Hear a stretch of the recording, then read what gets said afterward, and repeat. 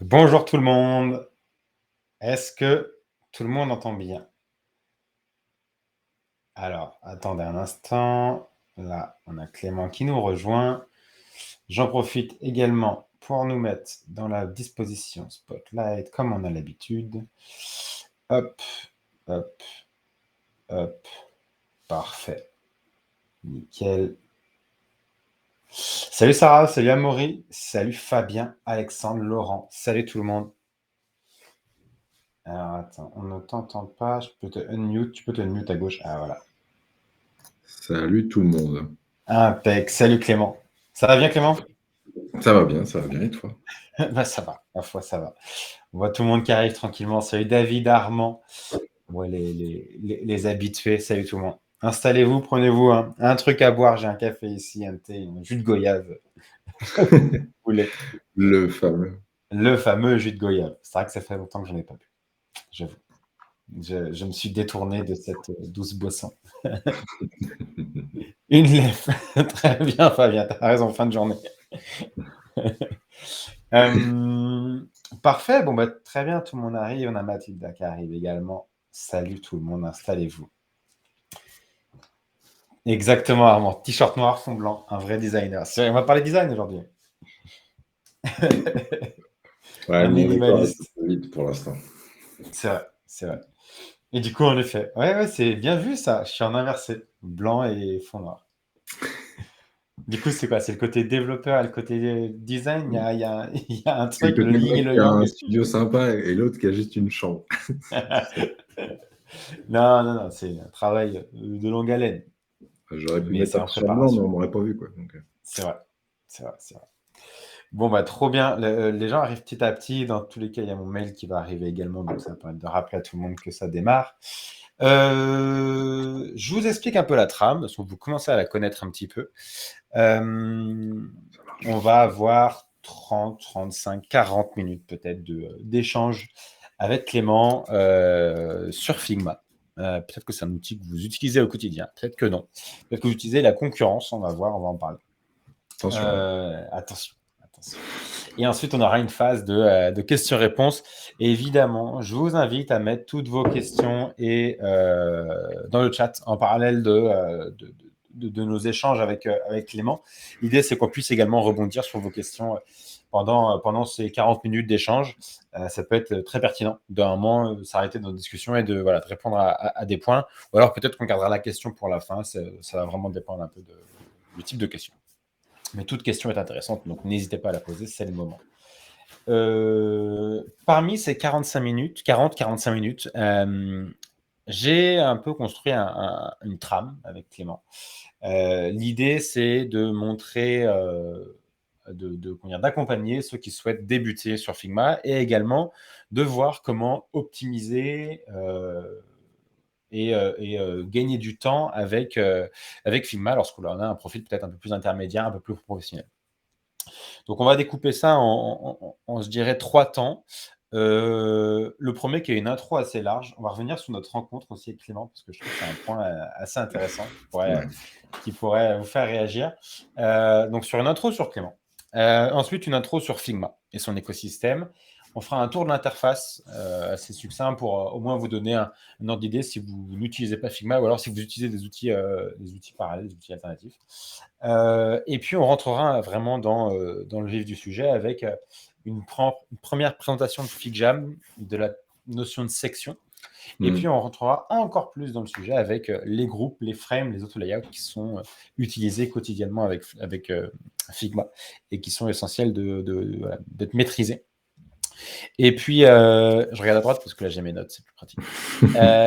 Et du coup, on terminera par une phase peut-être plutôt cas pratique où il va nous parler de Foodles, qui est un projet sur lequel il a pu travailler, notamment sur la partie design et sur la partie développement.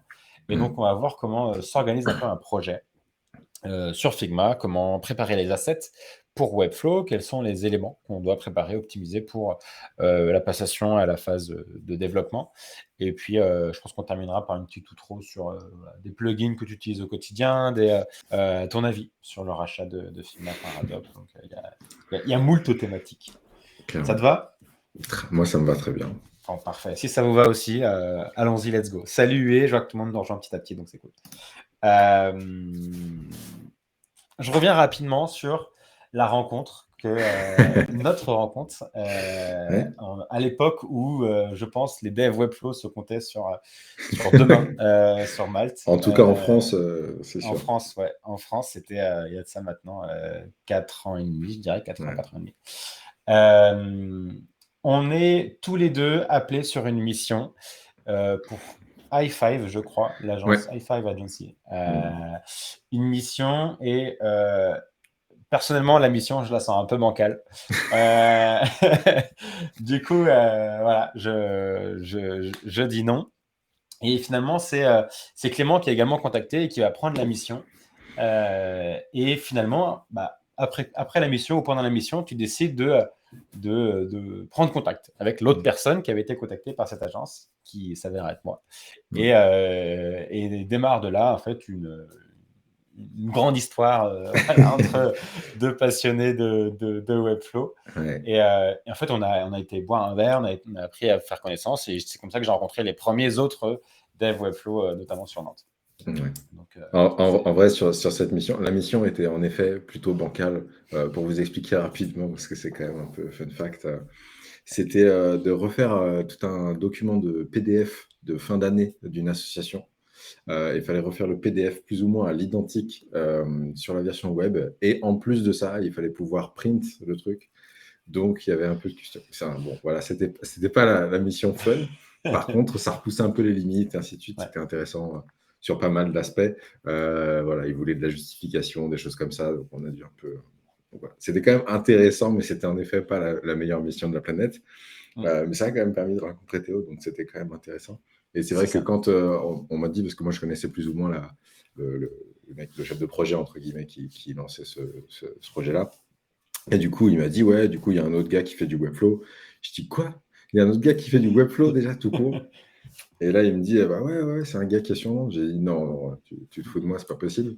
Et du coup, Deux j'ai demandé personnes. le nom de Théo, je l'ai ajouté sur LinkedIn, et puis j'ai dit, vas-y, viens, on va boire un verre. On est les deux seuls mecs qui font du Webflow à Nantes. Donc voilà, Trop bien. c'était cool. Comme quoi, voilà, hein, ça coûte rien d'aller prendre contact avec les autres devs Webflow qu'il faut pas voir comme de la concurrence, parce que c'est Ouais, vraiment de cet échange-là est né bah, il y a déjà Sapiens, il y a plein de ouais, projets parallèles, enfin voilà, il y a plein ouais, d'échanges ouais. sur des thématiques Webflow, etc. Et puis moi, j'avoue que à ce moment-là, pour la petite anecdote entre guillemets d'entrepreneur, c'était encore un moment assez compliqué dans mon freelance où Mm. ça marchait pas encore de fou et ainsi de suite. Et c'est là qu'à ce vers-là, Théo m'a dit, bah, remets-toi sur Malte et tout. Moi, j'ai plein de missions là-bas et tout. J'avais arrêté, moi, 6 mois ou un an plus tôt parce que bah, il n'y avait rien qui sortait parce que personne ne cherchait projet Webflow. Et Ouais. Théo, il était là au bon moment, au bon endroit pour me dire ça. Finalement, je me suis remis sur Malte et c'est là que ça a permis de passer à une étape supérieure aussi sur Ouais. mon freelance. Donc voilà, le réseau et l'entraide, c'est hyper important. Donc, Pour rappel, n'hésitez pas à les c'était proposer. à l'époque où on était vraiment, je pense, 10 Ah grand ouais, max ouais, sur Malte, sur Webflow. Donc maintenant, ça a bien changé. Je pense que les conseils sont un peu clairement. différents par rapport à Ouais. Malte, mais, euh, mais j'avoue que ça a été un Mm. bon coup de com' de te remettre sur Malte. Mm. Euh, Trop bien. Bah écoute, ça fait une petite transition. Donc, est-ce que tu pourrais revenir sur ton parcours? Je sais, Ouais. et les gens ne savent pas, mais que tu as eu un avant Webflow. Et Ouais. je sais que ça intéressera sans doute beaucoup de personnes qui sont dans une phase de reconversion aussi. Mm. Donc, vas-y, Ouais, retrace-nous ton du coup, si écho. je retrace rapidement mon historique, moi, j'ai aucune étude dans le design ou dans le développement de A à Z. Donc, comme peut-être pas mal d'entre vous, Mm. je suis tombé là-dessus un peu par hasard et par envie, par passion, créativité et ainsi de suite. Et j'ai toujours eu un petit peu cet esprit entrepreneurial comme ça et ainsi de suite à côté des études. Mais j'ai fait des études, j'ai fait un bac pro commerce et un BTS en management, un BTS MUC. Donc, techniquement, je me destinais à être vendeur et manager dans un magasin et ça s'arrêtait à peu près là. J'étais vendeur pendant longtemps chez Hollister, un magasin de fringues, et ça me plaisait pas et je cherchais à me reconvertir, je cherchais un peu par tous les moyens. Et d'un coup, enfin, ça faisait déjà 2 3 ans que j'étais dans le magasin Et j'ai une pub sur Facebook qui me dit Webflow, tout ça. Alors moi, j'étais toujours chaud pour tester de nouveaux outils parce que je faisais de la musique à l'époque et du coup, je testais différents logiciels comme ça. J'étais très à l'apprentissage des logiciels, faire un peu de 3D par-ci par-là, mais juste pour m'amuser, entre guillemets. Et là, je dis, faire un site sans coder, c'est quand même cool. Donc j'ai été voir, mais c'était à l'époque où, il faut se dire que cette époque-là, c'est le moment où c'était nouveau, le slider de Webflow. Donc, il n'a pas bougé depuis, c'était il y a longtemps. Euh, Donc voilà, je crois que je dirais une bêtise, mais c'est peut-être 2014 ou quelque chose comme ça. Ouais. Et du coup, je me suis dit, oh, c'est fun et tout, mais bon, j'ai pas l'occasion de faire ça. Et puis, j'étais encore dans la fin de mes études, donc j'étais pas trop encore la tête à ça. Ouais. Et donc, je continue à faire du graphisme, de la musique, ainsi de suite, par-ci, par-là, que j'ai appris avec les petits Indiens sur YouTube et ainsi de suite. Donc, heureusement qu'ils sont là. Et du coup, ensuite, là, je cherchais vraiment une reconversion parce que j'en pouvais plus de magasin. J'ai fait un petit test sur Internet, qu'on a tous plus ou moins peut-être fait, un petit test de personnalité, de quel job il me faut, des trucs comme ça. Et ça me pointe vers graphiste, designer. Donc, je me dis, bon, le test doit avoir raison, il faut que je cherche un peu dans cette direction-là. Et en cherchant, je me dis, mais je ne peux pas être graphiste parce que ça va être pour faire des logos, démarrer sans aucun réseau, sans aucune expérience, à essayer de faire des logos. C'est pour faire des logos à 50 balles et pas arriver à gagner sa vie, ça va pas, c'est pas une reconversion pour moi. Ouais. Et d'un coup, j'abandonne cette idée. Et un mois plus tard, j'ai une pub encore sur Facebook de Webflow, qui du coup est la nouvelle version de Webflow. C'était pré-CMS, le CMS n'existait pas encore à l'époque, Okay. mais qui avait beaucoup, beaucoup avancé. On n'était plus sur juste de la landing page et des choses comme ça. Donc, je reteste l'outil et là, je me dis, par contre, si je me mets à faire des sites internet, je peux faire le design parce que c'est ce qui me fait. Par contre, si je vends un site internet, c'est beaucoup plus simple de le vendre et de gagner sa vie en faisant des sites internet. Donc, je me suis dit, je vais prendre par cet angle-là. J'ai cherché mon premier client et dès que je l'ai eu, j'ai quitté, entre guillemets, mon boulot dans le magasin. Okay. J'ai eu de la chance. Mon premier client, c'était un avocat, ce qui m'a aidé pas mal à avoir un peu de... Comment dire ? Il y a une certaine aura, c'est ce genre de type de client et tout ça, comme quand on a un grand compte ou quoi que ce soit, ça va d'en avoir d'autres derrière. Mais voilà, donc en gros, c'est merci les pubs Facebook et Webflow, sinon je ne serais pas là aujourd'hui. Et puis après, s'en est suivi en 2-3 ans de freelance, un peu galère, parce que zéro réseau, je sors de nulle part, je connais aucun entrepreneur autour de moi et tout ça. Et la phase suivante, en fait, finalement, c'est la rencontre dont on parlait avec Théo, c'est Sapiens, c'est tout ça. Et du coup, le fait de rencontrer d'autres créatifs et de voir leur manière de faire, les types de projets qu'ils arrivent à faire, les ambitions, les tarifs, la méthodo, des choses comme ça. Et du coup, là, moi, j'ai beaucoup, beaucoup évolué grâce à ça. Et je me rends compte que beaucoup plus tôt, j'aurais dû aller dans un coworking ou essayer de me regrouper avec d'autres gens. Donc, là, par exemple, c'est cool quand vous faites votre formation sur Webflow là, avec Théo. Vous pouvez vous rencontrer entre vous, vous pouvez discuter et tout, et partager des petits tips et vous entraider. Donc, ça, c'est vraiment un truc qui a une valeur inestimable. J'aurais tellement dû le faire plus tôt. Mais bon, voilà, c'est... Tu es arrivé au tout début de l'outil, donc c'est là où c'est compliqué. C'est qu'en effet, quand tu as besoin de parler de Webflow, tu ne sais pas qui en parler parce que c'est un outil que personne ne connaît à ce moment-là. Le mot no-code, c'était oui, il y avait Vincent Bidot avec qui j'avais discuté comme ça par-ci par-là, mais voilà, il n'y avait pas de communauté, le mot no-code n'existait pas, c'était pas encore sexy, il fallait vendre Webflow. On n'est pas chercher du Webflow. Et du coup, c'était encore différent, même pour la clientèle et tout ça. Donc ouais, beaucoup d'évolution, mais un parcours comme tout entrepreneur légèrement chaotique. Mais voilà, au final, ça montre bien qu'avec ces outils-là, on arrive quand même avec de la créativité et de l'envie à créer un business. C'est quand même incroyable de pouvoir faire ça depuis sa chambre, entre guillemets, quoi. C'est l'un des rares métiers. Non, c'est l'un des rares ensemble de métiers, de thématiques qui a l'avantage d'être digital nomade facile, qui a l'avantage de bosser depuis chez soi, être remote à fond. Pour la petite anecdote, avant de commencer à faire des vrais sites et de vendre ça à des clients, j'avais fait une fois une sorte de... Maintenant, une demande qui est assez courante, c'est les multi-step forms. Ouais. Donc, vous savez, des modules où on clique sur suivant et ensuite suivant sur suivant avec des questions à choix multiples et ensuite on a plusieurs parcours. Et du coup, rien que pour m'amuser, à l'époque de 2014, ainsi de suite, j'avais fait un truc comme ça avec juste les toutes premières animations qui étaient possibles de faire avec Webflow. Et je m'étais amusé à de faire un truc, je ne sais même plus pourquoi c'était, mais je posais des questions, oui, non, et puis du coup, c'était un peu c'était choisi ton histoire, entre guillemets, et à la fin, on arrivait sur voilà, une Ah réponse ouais, et ainsi de il y a, suite. donc, Donc, il y a tout un arbre de conditions possibles. c'est ça. Ok. Donc voilà, Ah c'est l'un ouais. des premiers trucs que j'ai fait, mais juste pour m'amuser, juste le fait de pouvoir interagir et cliquer sur des boutons et faire C'est un c'est- pirate des trucs, c'est drôle parce que souvent, le premier site qu'on fait, c'est soit un site pour soi-même, un portfolio, le site d'un ami, enfin, quelque chose qui va rester relativement simple. Et toi, finalement, ton premier site n'est pas vraiment un site, quoi. C'est un ouais. jeu. À la base, c'était une sorte de mini-jeu un peu cadeau, un Ouais. peu chasse au trésor, quoi. C'était un peu ça Ok. l'idée. Un peu comme pourrait le faire aujourd'hui Pierre-Louis Labonne, par exemple, Exactement. dans ses histoires Mm. interactives. Enfin, c'est exactement l'esprit de. Ok. Donc Ok, voilà. intéressant. On va s'écarter un peu de Webflow et on va se focaliser sur la partie design, parce que c'est celle qui nous Ouais. intéresse le plus aujourd'hui. Mais c'est très inspirant. Donc aujourd'hui, toi, tu utilises Figma Ouais. uniquement. Est-ce que tu es Mm. passé par les deux autres outils? On Ouais. pense à XD, on pense à Alors, Sketch. pour le design, j'ai commencé sur Photoshop, comme beaucoup. Ouais, Photoshop que j'ai payé, bien sûr. bien sûr. C'est Et faux. ensuite, Photoshop, du coup, bon, ça m'embêtait de ne pas avoir de licence et ainsi de suite au moment où j'ai commencé justement mon freelance. Je disais, Ouais. enfin, c'est pas cool. Je trouvais que c'était quand même assez cher le Creative Cloud et que bah, ça faisait quand même que planter. Donc Ouais. ça m'a un peu agacé. À cette époque-là, c'était encore beaucoup le cas. Je pense que ça s'est beaucoup amélioré depuis. Euh, mais du coup, je me suis dit, bah, faut que je cherche une alternative. Et du coup, à ce moment-là, sur l'App Store, sur Mac, il y avait Affinity Designer qui était là, et du coup, qui était un équivalent d'Illustrator, mais plus porté un peu sur lui. Donc, Ok. Illustrator, c'est quand même vraiment plus fait pour faire du logo et des choses comme ça. Du vectoriel, là, on était sur une base vectorielle, mais euh, une sorte de mix entre Photoshop et Illustrator. Et ça me parlait beaucoup plus. C'était beaucoup plus rapide. Du coup, je suis passé là-dessus.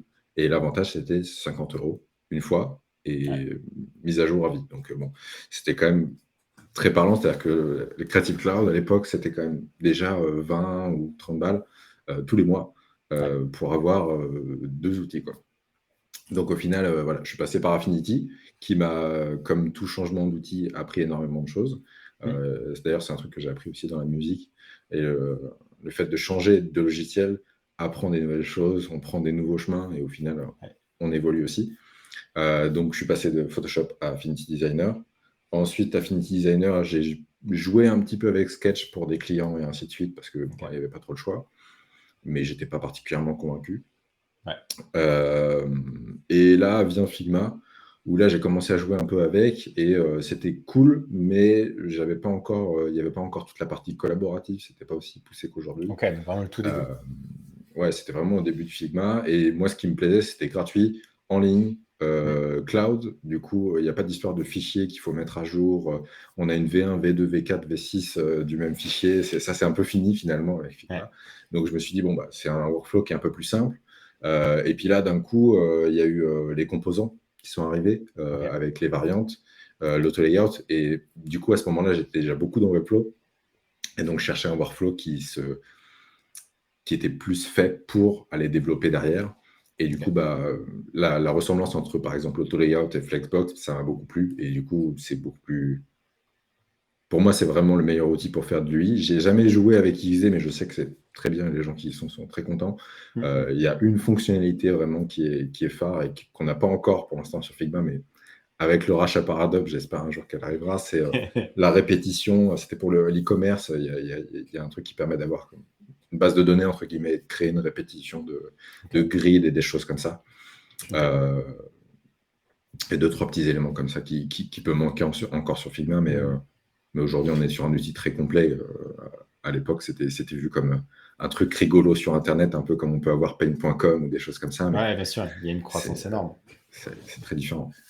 Et l'avantage moi, qui me manque chez Figma et que j'envie à Adobe, enfin Mm. du moins à XD, c'est le fait que les fichiers en fait soient lus et compris par Ouais. tous les autres fichiers. Donc que tu puisses Mm. dans XD importer un fichier Photoshop et que Mhm. si jamais tu modifies ton fichier Photoshop dans Photoshop, il s'update également dans Mm. XD. Pareil pour du vectoriel avec Illustrator, etc. Enfin, il y a vraiment, enfin, je pense au motion derrière, il y a After Mm. Effects, pareil. Ah, transfert c'est un d'informations. écosystème, hein. C'est sûr que là, Ouais, c'est plus réducteur que le Creative Cloud, euh, ouais, par défaut, parce qu'on est sur un seul outil au lieu d'en avoir une vingtaine quasiment, quelque chose comme ça. ouais, ouais, pas loin, ouais, je pense. En tout cas, utilisé, parce qu'il y en a plus que Ouais. ça encore, je crois. Mais aujourd'hui, Figma pallie ce genre de choses où, au fur et à mesure, avec tout ce qui est prototypage, on peut faire un peu d'animation. Donc, au Mm, final, After Effects, est-ce qu'on en a vraiment besoin? Il y a des outils à mm. côté. Comment il s'appelle l'outil exactement Il y a, il y a Jitter, par exemple, Jitter Vidéo, Jitter, dans lequel voilà. tu peux importer directement ton fichier Figma, enfin du moins une Donc, frame Figma et il y a des dans choses qui Jitter. pallient à ça. Il y a tout ce Ouais. qui est plugin aussi, qui se fait Mm, beaucoup maintenant dans Figma avec beaucoup de possibilités différentes. mm. Et puis après, pour ce qui est du Photoshop et ainsi de suite, c'est vrai que là, pour le coup, le workflow Photoshop et ainsi de suite, c'est vrai que la partie édition et modification d'images sur Ouais. Figma, c'est pas le focus. Donc, Non. c'est manquant, Ouais. mais au final, je préfère un outil qui va se spécialiser un peu plus et de pas tout faire. Ok. Euh, donc, moi, ça me dérange pas. Je préfère aller sur du coup Affinity Designer, Affinity Photo, qui est équivalent de Photoshop, pour aller faire mon montage et puis importer mon image de l'autre côté Ok. et vraiment faire de lui un truc propre sur Figma, quoi. Ok. Ok, très clair. Je suis assez d'accord. J'ai eu un parcours relativement similaire. Je suis pas passé par Affinity, j'avais déjà craqué la suite Adobe. Mais C'est toi qui me l'as passé, je crois. c'est possible, ouais, j'étais le Ouais, fournisseur bon, de beaucoup ouais. de personnes. Mm. C'est le marché noir des logiciels créatifs, ça passait par moi. J'ai eu aussi ce parcours-là de, ok, je dirais le trio Photoshop, Illustrator, InDesign. Et ensuite, je suis passé par Sketch en bossant avec Ledger. Je suis Mm. passé par XD en bossant avec Feed. On était au début de la collaboration sur XD, donc on a subi beaucoup les déconnexions, etc., quand il y avait trop de personnes sur le fichier. Et ensuite, je suis passé sur Figma et aujourd'hui, je change, enfin, je suis très bien sur Figma. Je fais beaucoup plus de choses. On y reviendra juste après, mais je faisais aussi tout ce qui est réflexion, brainstorming sur Miro ou des outils similaires que maintenant je fais sur FigJam, donc à l'intérieur Mm. de Figma sur une version alternative qu'on vous présentera. Mais ouais, on a un parcours un peu similaire où on a testé comme ça les outils et finalement, une fois arrivé sur Figma, j'ai l'impression qu'il y a peu de gens qui en ressortent pour faire autre chose. Ouais, je Je pense suis... que aujourd'hui XD et Figma vont se valoir sur beaucoup de choses. Maintenant, ça va Hmm, être une décision de l'outillage de l'entreprise ou des clients ouais. qui va faire la différence. Hmm. Je suis curieux de savoir, dans tous ceux qui sont avec nous dans le chat, sur quel outil vous travaillez, la partie maquette, Mm. XD, Figma, Sketch, Affinity peut-être. N'hésitez pas à nous dire dans le chat, comme ça on pourra avoir un peu un ordre d'idée de quels sont les outils que vous utilisez. Ça peut être assez intéressant. Donc, du coup, par contre, Euh, Affinity, je faisais des maquettes à l'époque, mais c'est clairement pas fait pour. ouais, C'était le plus pratique que j'avais à l'époque, mais ouais. J'ai eu une fois, pour l'anecdote, une personne très gentille pourtant, qui m'a donné une maquette sur InDesign. Donc sur InDesign, il faut savoir qu'on ne travaille pas en pixels, on travaille en points. ouais. C'est dans le domaine de l'impression. Et donc une personne très gentille, mais très pointilleuse. Donc quand il faut lui expliquer qu'un point n'égale pas un pixel, qu'il y a du responsive, c'est sportif Mm. comme mission, mais le projet est voilà, prévu Mm. et je crois qu'il n'a pas duré très longtemps parce que son activité a arrêté après. Tu remets le couteau dans la pote. Voilà, Armand s'en souvient Mm. très bien. Mm. C'était un projet assez compliqué.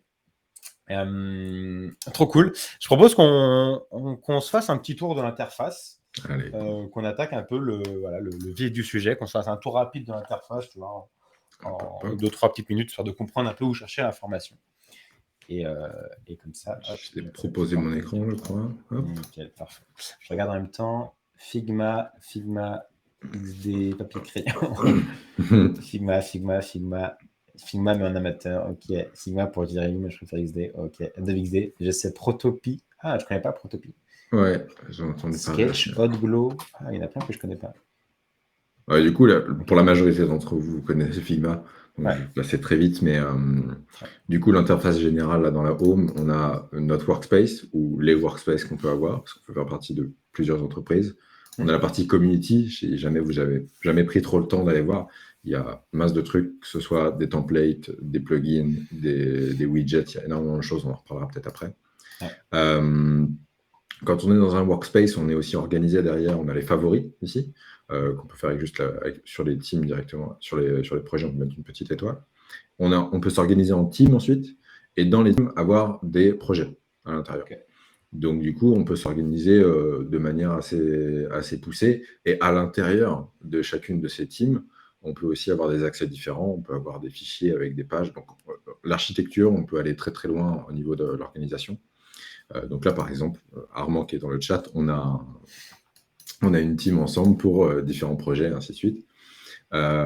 Et du coup, il est dans les membres ici. Et du coup, il peut éditer tout ce qui est à l'intérieur. Ici, quand on est dans un fichier, on a plusieurs panneaux. Là, je passe rapidement, mais vous connaissez déjà. Il y a la tab bar en haut qui va nous permettre d'avoir tous les fichiers ou de créer un nouveau fichier directement ici. La barre d'outils, on a une barre à droite qui, elle, est sur le design, la partie prototype et la partie inspect. Donc là, ça, c'est une des grosses différences de Figma par rapport à... D'ailleurs, je ne sais pas si XD nous exporte du code, il ne me semble pas. Ouais, je crois pas. Et ça, c'est une des parties qui est importante parce que du coup, en termes de CSS et ainsi de suite, il y a beaucoup moins de guesswork pour les développeurs. On a juste à aller voir les valeurs qui ont été entrées.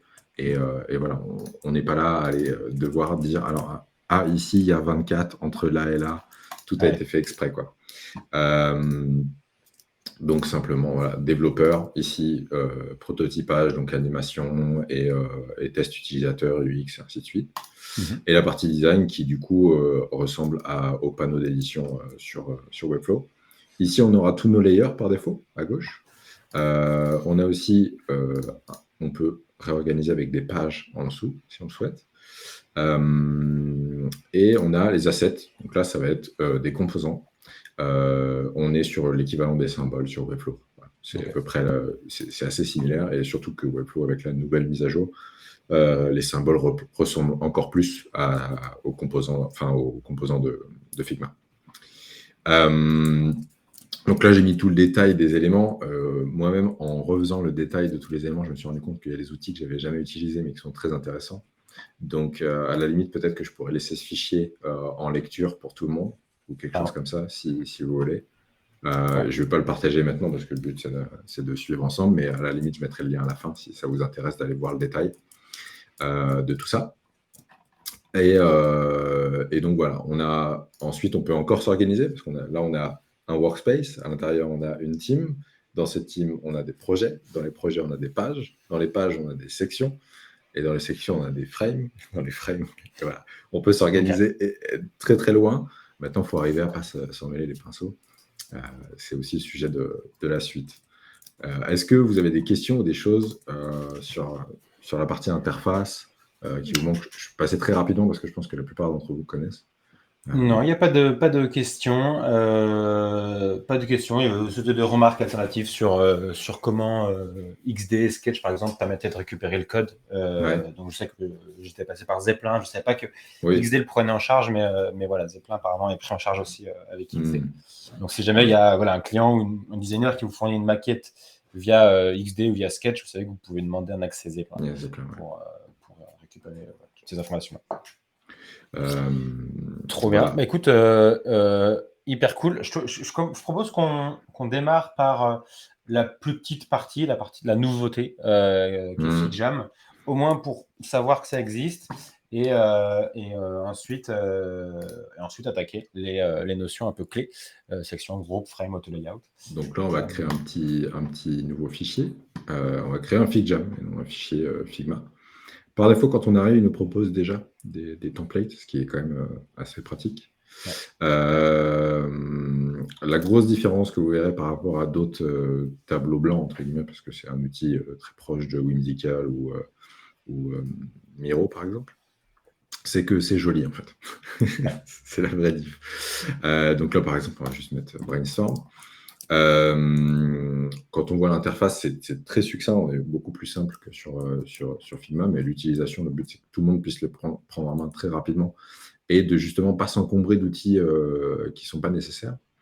Du coup, on a pas mal de petites choses qui sont assez rigolotes. On peut mettre des petites bandes, des choses comme ça. La gomme, qui est un truc assez rigolo à utiliser, c'est pas ce qu'on s'attend. Ça gomme les éléments en entier et non pas et non pas comme une gomme qu'on a l'habitude de voir. Le surligneur, voilà. En fait, tout ce qu'on veut là-dessus. On a des formes. On a quand même une bonne variété de formes ici. Si jamais on en sélectionne une, par exemple, on peut se permettre de la rechanger ensuite. Pas besoin d'importer une nouvelle forme. Si jamais on a déjà tout un workflow de fait et que d'un coup, on se rend compte que on voudrait que ce soit plutôt signalé comme ça, ça se change très facilement. Autre chose assez cool, c'est le lien entre ces éléments qui reste fixe. Donc ça, c'est quelque chose qu'on pouvait déjà voir avec le plugin Autoflow sur la partie Figma avant que FigJam existe. Figma nous donne déjà pas mal de couleurs de base, parce que après vous pouvez brander autant que vous voulez les couleurs, mais l'avantage c'est que là on a pas mal de variétés et toutes les couleurs vont assez bien ensemble. Donc on a toujours des trucs un peu clean et propres. C'est ça qui est très agréable avec FigJam. Ouais. C'est surtout ce côté-là. Dans chacune des formes, on peut ajouter du texte. Et si jamais on veut ajouter un lien ou une nouvelle fois cette forme avec un lien, on a directement l'accès à ça.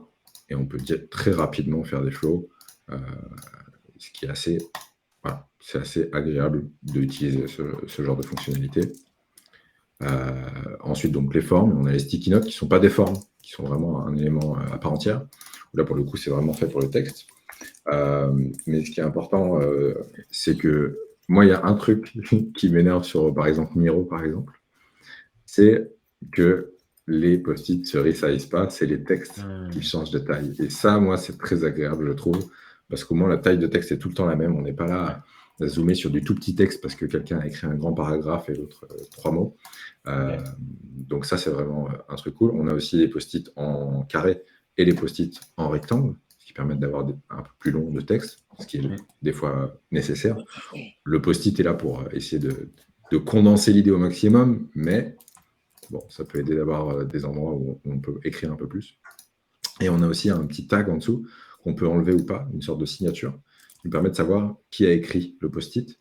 Donc, peu importe la couleur, entre guillemets, qui a été choisie, on peut quand même savoir qui a écrit en bas par rapport au compte qui a été utilisé pour écrire cet élément. Donc, voilà, ça évite le truc où tout le monde a des post-it bleus et puis personne ne sait qui a écrit quoi. Ou, si on veut rester anonyme pour certains exercices, c'est très utile, et on peut très bien juste l'enlever, il n'y a pas de problème. Voilà pour les post-it. Pareil, on peut ajouter des post-it. Alors, il n'y a pas de lien entre eux, mais ça nous permet d'ajouter très rapidement des post-it plutôt que d'aller en chercher en bas, ce qui est le cas sur la plupart des tableaux blancs comme ça.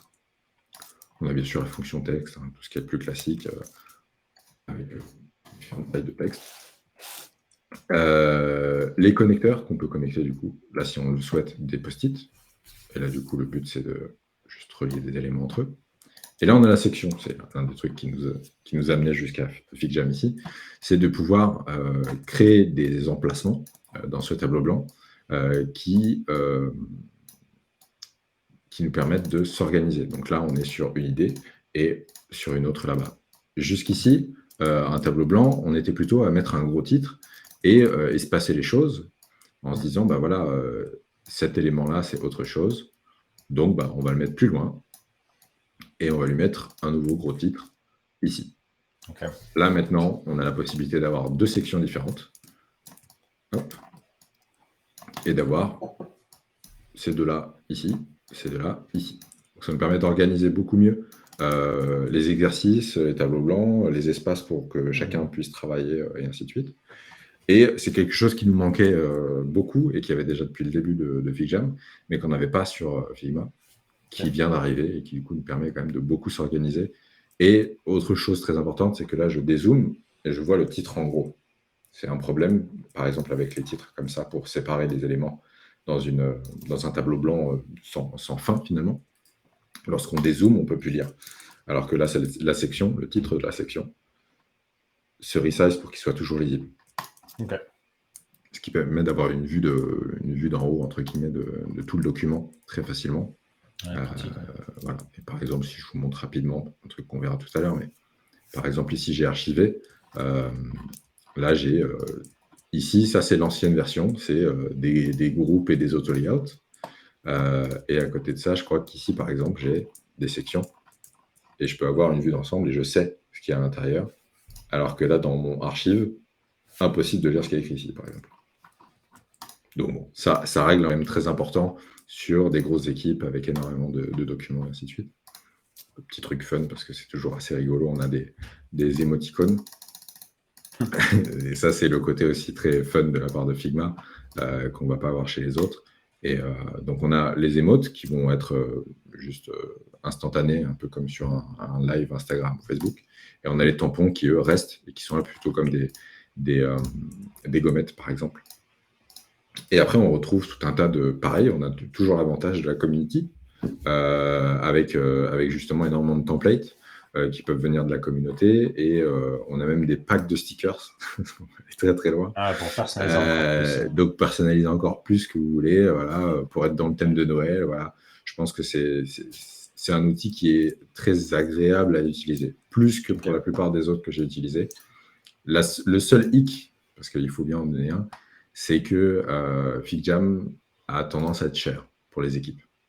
Pour les gens qui l'utilisent, entre guillemets, un peu de manière isolée, ou avec une ou deux personnes, c'est très bien. Mais dès qu'on est dans des grosses équipes ou des grands groupes, la plupart aimeraient utiliser FigJam, mais la tarification est assez agressive dès qu'on a beaucoup d'utilisateurs. Okay. Et du coup, pour la plupart, ils évitent d'utiliser FigJam et ils restent sur des Miro, des choses comme ça. Mais pour des indépendants ou des petites équipes, en vrai, c'est un bon moyen aussi d'avoir de la cohésion d'équipe pour les gens qui sont en full remote et des choses comme ça. C'est un très bel outil pour ça. Ok, trop bien. Voilà. Je sais que moi, par exemple, un cas d'usage, c'est que j'aime bien identifier les maquettes, enfin mes collections. Par exemple, quand je dois recevoir une maquette et que je dois déterminer quels sont les champs dont je vais avoir besoin pour créer une collection, pour un blog ou autre.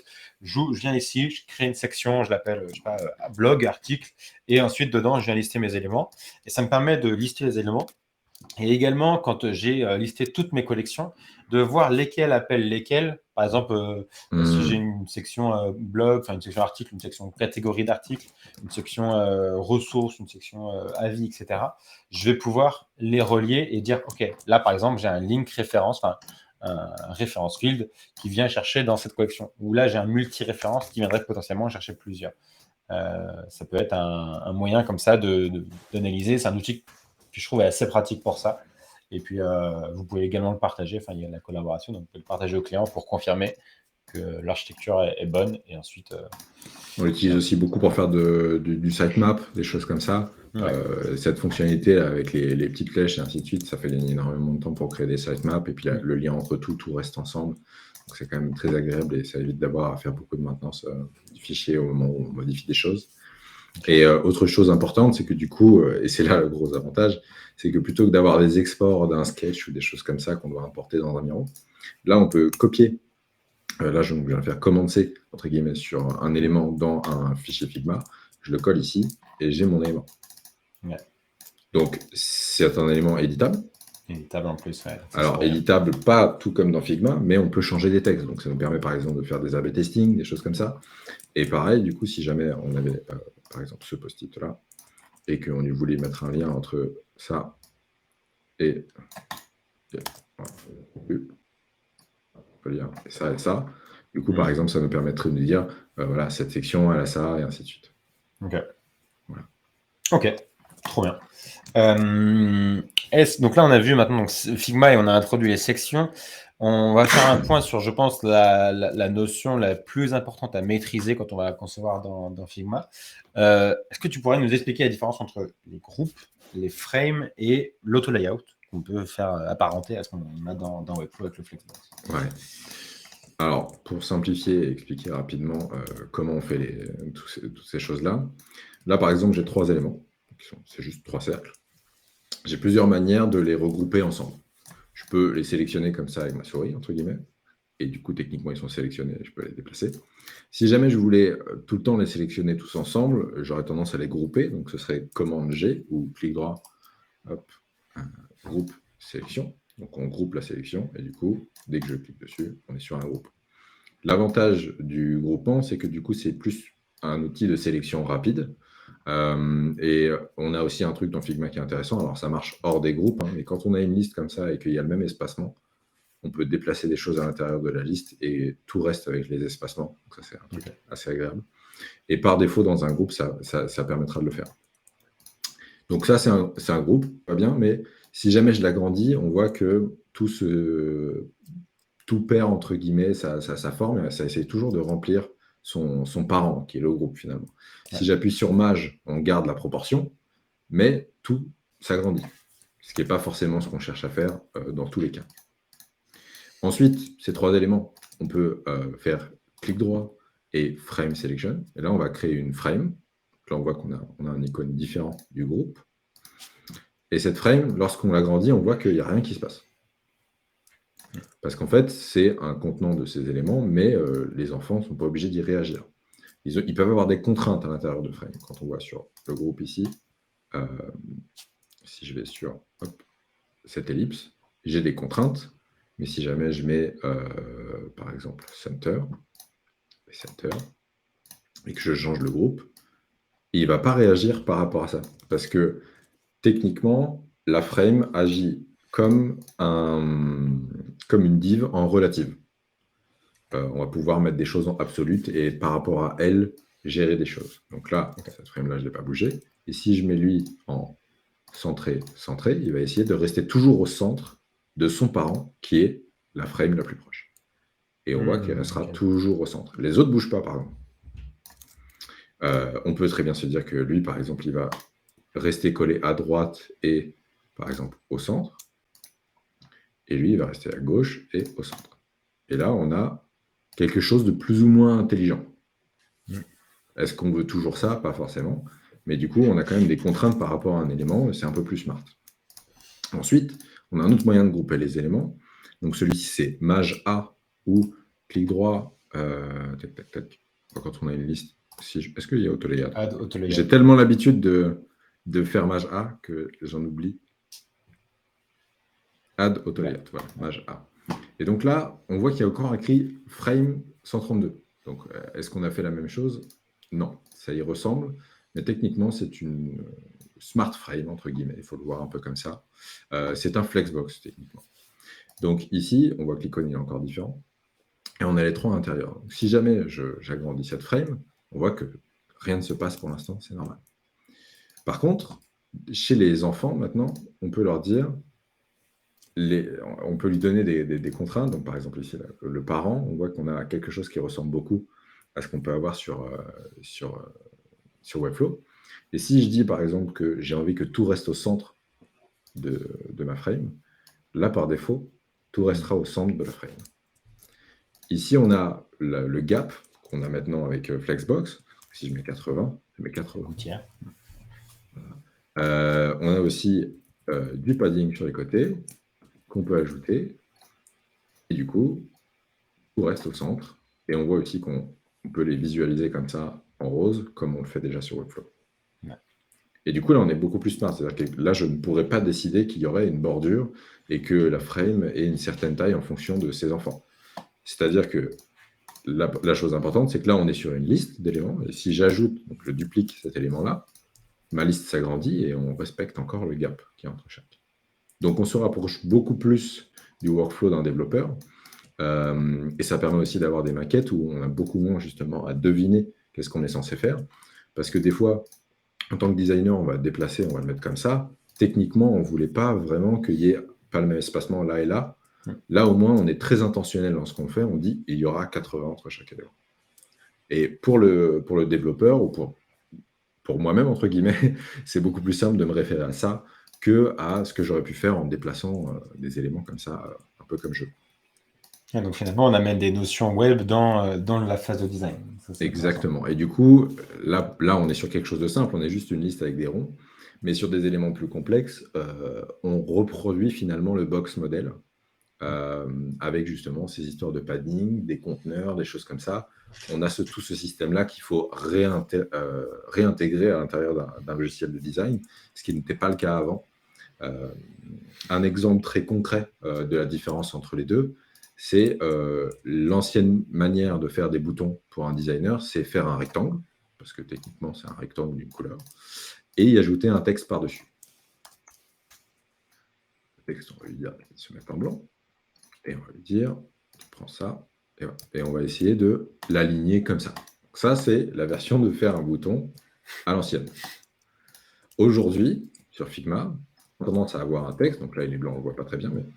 et de créer un auto-layout. Donc on va lui mettre un parent, et on va lui dire donner du padding. Et à ce parent, on va lui mettre un fond. Et ça change la totalité de la manière de faire du design, parce que du coup, on construit avec des contraintes et non à l'œil, entre guillemets. Alors, pour certains cas, c'est très très bien. Pour d'autres, ça tue la créativité. Chacun a son avis là-dessus. Mais là, la grosse différence, c'est que si mon texte s'agrandit, il n'y a rien qui se passe. Par contre, si ça grandit ici, mon bouton s'agrandit. Et du coup, on intègre cette partie responsive qu'on a aujourd'hui dans le web design, le développement, à l'intérieur du logiciel de design. Et ça, c'est l'une des plus grosses différences, c'est de comprendre qu'un bouton, c'est un texte avec un parent qui a un fond, et non un rectangle avec un texte par-dessus. Ouais. Parce qu'on pourrait très bien se dire, voilà, mon bouton, c'est ça, et ensuite, on centre tout, et on en fait un groupe. Voilà, ça, c'est l'ancienne version. Si j'agrandis, il se passe ça. Et là, il se passe ça. Mais là, on a des contraintes qu'on peut décider. Ce n'est pas le cas ici. Okay. Donc, on se rapproche beaucoup plus de la partie développement. Et là, on est vraiment que à l'échelle, je dirais, atomique, parce que c'est là l'avantage, c'est qu'avec ces comportements-là, on va pouvoir construire des design systems, on va pouvoir définir des styles de texte, de titres, de couleurs, qui vont nous permettre de construire des boutons, des navigations, des éléments plus complexes. Et là, c'est l'exemple que tu as juste en dessous, du coup. Ouais. Bah là, je vais montrer rapidement ce qui se passe à l'échelle de plusieurs éléments et quand est-ce qu'on utilise quoi. Alors ici, j'ai fait un petit récap que vous pourrez aller voir si vous voulez derrière sur le lien. Mais ici, on n'a que des groupes. Donc, tous les éléments à l'intérieur sont groupés, regroupés, et on est avec des rectangles et ainsi de suite. Voilà, tout est regroupé. Et quand on resize, par exemple, on voit que tout se scale, et ce n'est pas forcément ce qu'on souhaite. On voudrait que ça ne s'étire pas. Donc, ce n'est pas forcément le comportement qu'on veut. Ouais. Ici, on n'a que des frames, donc on groupe tout avec des frames. Et là, quand on scale, on a des choses qu'on peut faire. Ici, on a dit à cet élément-là, qui est elle-même une frame, de se scale dans la largeur, donc essayer de s'agrandir au même rythme que son parent, ce qu'elle fait, ce qui est assez smart. Mais par contre, on voit que ça ne bouge pas. Ça reste ici, entre guillemets. L'auto-layout, du coup, c'est beaucoup plus smart. Du coup, ici, tout réagit exactement comme on entend, finalement. On a ici, c'est centré. Et techniquement, ici, on n'est pas sur une illustration, entre guillemets, qui est là pour le fun. Et un rectangle, on est sur une illustration avec du padding autour. Et si jamais je mettais deux illustrations, ça se resize. La seule chose qu'on ne peut pas faire dans notre layout, c'est par exemple avoir dans le prototype une navigation fixe, comme on pourrait avoir un sticky, quelque chose comme ça dans Webflow. Donc, lorsqu'on a besoin du sticky, plutôt que d'avoir un auto-layout comme hardboard, donc plutôt comme écran, on aura tendance à avoir une frame en tant qu'écran, qui est le parent de tous les parents. Techniquement, on est sur une page. Et tout ce qui est à l'intérieur est un auto-layout, quasi exclusivement un auto-layout. Tous les groupements d'éléments se font de cette manière-là. Et ici, ça nous permet ici, dans cet élément-là de navigation, par exemple, de dire fixe position when scrolling. Ce qui nous donne cet effet-là rapidement, si jamais ça charge vite. Voilà. Et là, on a une navigation qui ne bouge pas, ce qui est impossible à faire depuis un... Donc, on utilise la frame avec parcimonie. 99% des groupements se feront en auto-layout parce qu'on va essayer d'être intentionnel entre les espacements de chaque élément. Et chaque élément va, en fonction de sa taille, influencer son parent ou l'enfant. Et du coup, on va utiliser la frame pour deux choses uniquement. Je l'ai remis ici. On utilise la frame pour faire une hardboard, une page, ou pour faire un overflow hidden, parce qu'on peut faire quelque chose avec la frame qui est important. Si j'en crée une rapidement. Voilà, je crée une frame, je prends ma illustration. On voit que la frame, elle bloque tout le contenu qui ressort. Donc, on est sur un overflow hidden, et on a clip content ou pas. C'est quelque chose qu'on n'a pas dans la partie, voilà, ici par exemple. Classique. Voilà, on peut le faire depuis un auto-layout, mais ça n'aurait pas trop de sens parce que toutes les choses qui sont à l'intérieur ont tendance à rester à l'intérieur. On ne va pas les déplacer. Donc voilà. Ok. Quasi exclusivement, frame, c'est un écran. Auto-layout, c'est quelle liste d'éléments, groupement d'éléments. Et lorsqu'on a vraiment besoin de grouper des éléments de manière un peu avec plus de finesse, et il n'y a pas forcément de relation entre eux, on est plus dans l'assemblage, le groupe est une bonne solution aussi. Mais on va essayer de l'éviter au maximum pour être le plus intentionnel possible pour le design qu'on a. Ok, trop bien. Je Voilà. crois que ça répond à la question de Sarah qui demandait en effet, est-ce qu'on utilise plus auto-layout que frame? À quelle occasion on va utiliser frame plutôt que auto-layout, etc. Pour ajouter là-dessus rapidement, en fonction des phases du design, on aura tendance à utiliser plus ou moins certains éléments. Si jamais on est vraiment purement dans l'exploration et qu'on n'a pas trop l'habitude des auto-layouts, on aura tendance plutôt à grouper, faire quelque chose d'un peu brouillon, j'ai envie de dire. Dès qu'on est sur quelque chose de plus modulable, on va avoir de la modification de texte ou de la templétisation ou du composant. Là, on va y réfléchir à être beaucoup plus intelligent en termes de modules. Et là, on va quasiment opter tout le temps pour de l'auto-layout. Moi, j'ai tellement l'habitude de l'utiliser que même dans mon exploration, dès que, par exemple, dès que je dois juste mettre une petite section, j'aurais tendance à faire un auto-layout pour grouper les choses parce que c'est devenu un réflexe, entre guillemets. Okay. Tout comme on a l'habitude de faire un flexbox juste pour centrer quelque chose, alors que on pourrait très bien mettre margin auto de chaque côté, par exemple. C'est un peu... Il y a la manière un peu plus longue, mais mieux de le faire. Et la manière qui laisse un peu plus de créativité. Voilà. Des fois, on fait un peu plus de l'absolute. Et des fois, on va faire un peu plus du responsive. Quoi. Après, ça ok, très clair. Voilà. Est-ce que tu peux, du coup, parce que je vois que tu as l'onglet là juste à côté, nous montrer une application de cette approche-là dans un projet réel? Alors là, pour le coup, sur un projet réel, sur Foodles, on avait une grosse problématique, c'est que le site n'était pas forcément très modulable pour eux, pour faire de la landing page. Donc du coup, on a créé un UI kit complet avec toutes les sections les plus utiles pour leur landing page. Donc on a créé tout un tas de variations et le but, c'est de recréer tous ces éléments-là en tant que symbole dans Webflow pour pouvoir les utiliser derrière. Donc, ce que j'ai essayé de faire, c'est d'appliquer au maximum ce côté auto-layout. Et au final, on se retrouve avec... Alors, mon hommage n'est pas top parce que je travaille tout seul. Si jamais je travaillais en équipe, je prendrais un peu plus de temps à renommer les choses. Mais par exemple, cet élément-là, donc cette frame avec 12 de gap et une direction verticale, j'ai une section quelque part, j'ai une classe flex, direction verticale, 12, quelque chose comme ça. Et c'est quelque chose que je réutilise quasiment dans tous mes éléments. J'aurais pu en faire un composant si je le souhaitais. Par exemple, ici, on en a une autre avec 8. Et en fait, on a différents types de gaps et on va utiliser souvent exactement la même chose. Et là, on a la même, mais avec plus d'espacement. Et moi, en fait, dans mon découpage derrière, une fois que j'ai terminé de faire ça comme ça me permet de savoir que j'ai besoin d'un contenant avec un gap small, medium, large, et vertical et horizontal. Et du coup, ça me permet de très vite définir ce que j'ai besoin de faire comme classe de l'autre côté. Et donc là, on voit que tout est en auto-layout, bien sûr. Donc, tout change de taille, et ainsi de suite. Voilà. Donc, ça me permet aussi de réfléchir de manière très responsive. Et si je prends l'exemple de ça, cette partie mobile, je n'ai pas refait un écran. J'ai juste, pour moi, dupliqué cet élément. Je vais le mettre autre part, parce que voilà, je l'ai dupliqué. Je vais changer sa taille. Et après, j'ai dit à tous les éléments qui étaient à l'intérieur, qu'est-ce qu'ils étaient censés faire. Donc voilà, je lui ai dit ça. Lui, je lui ai dit de remonter. Voilà.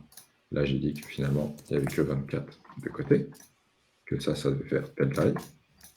Et que ça, maintenant, quand c'est plus petit, ça fait, je sais pas. Et du coup, là, on vient de créer la version mobile en 3 secondes, en donnant des indications au contenu, comment il devait se gérer par rapport à son parent, par rapport à ses enfants. Ce qui, avant, m'aurait pris le temps de resizer la totalité de ces éléments et de les réarranger, s'assurer qu'il n'y en ait pas un qui dépasse de la frame. Pour les exports, on est sûr que voilà, ma frame, elle fait dans tous les cas 360 de large. Mon export ici, il fera 360 de large. Il n'y aura pas un élément qui sera légèrement décalé, des choses comme ça. Il y a beaucoup moins de choses qui peuvent aller moins bien de ce côté-là.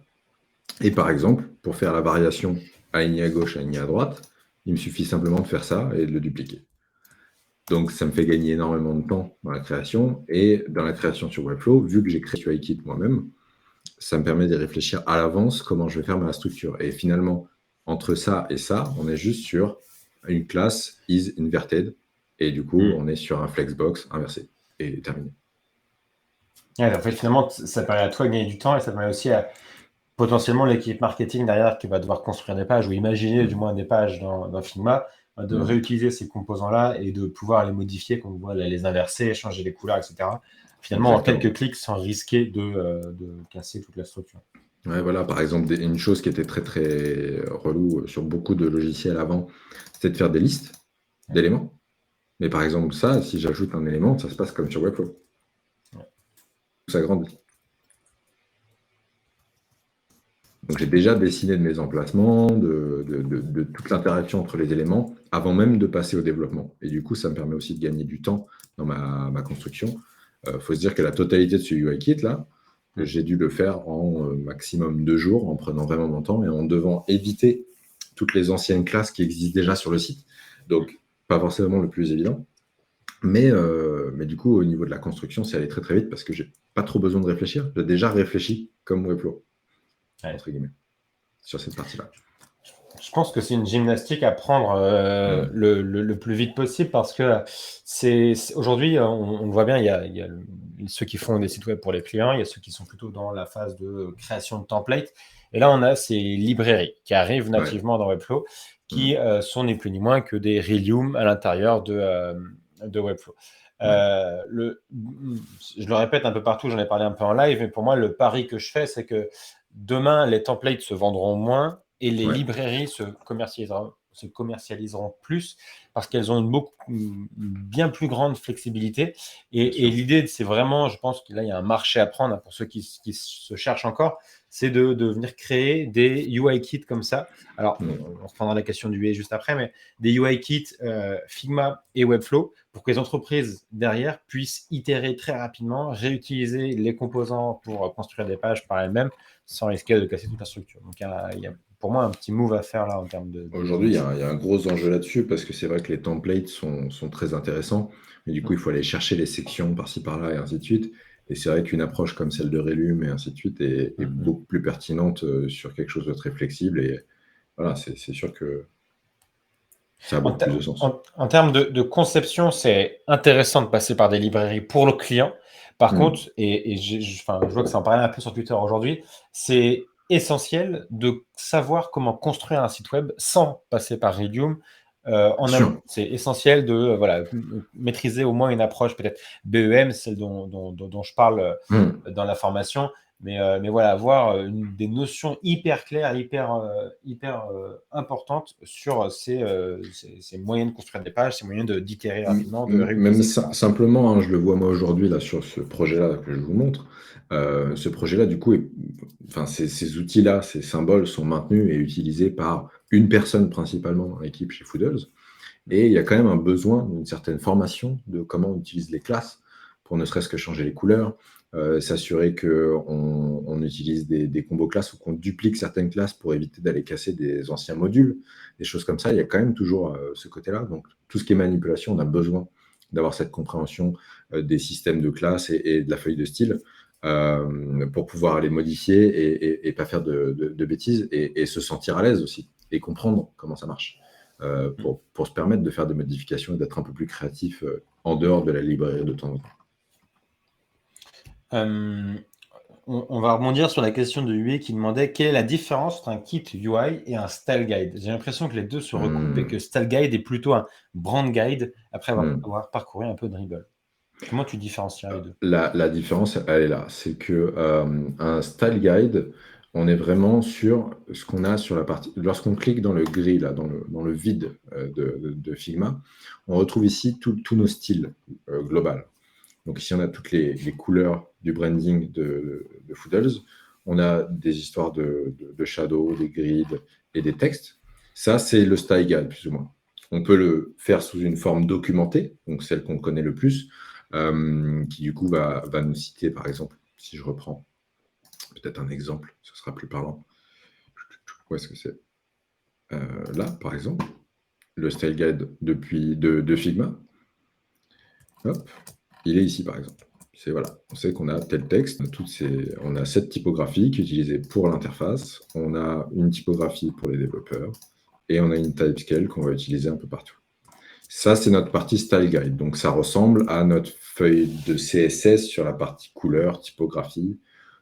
Voilà.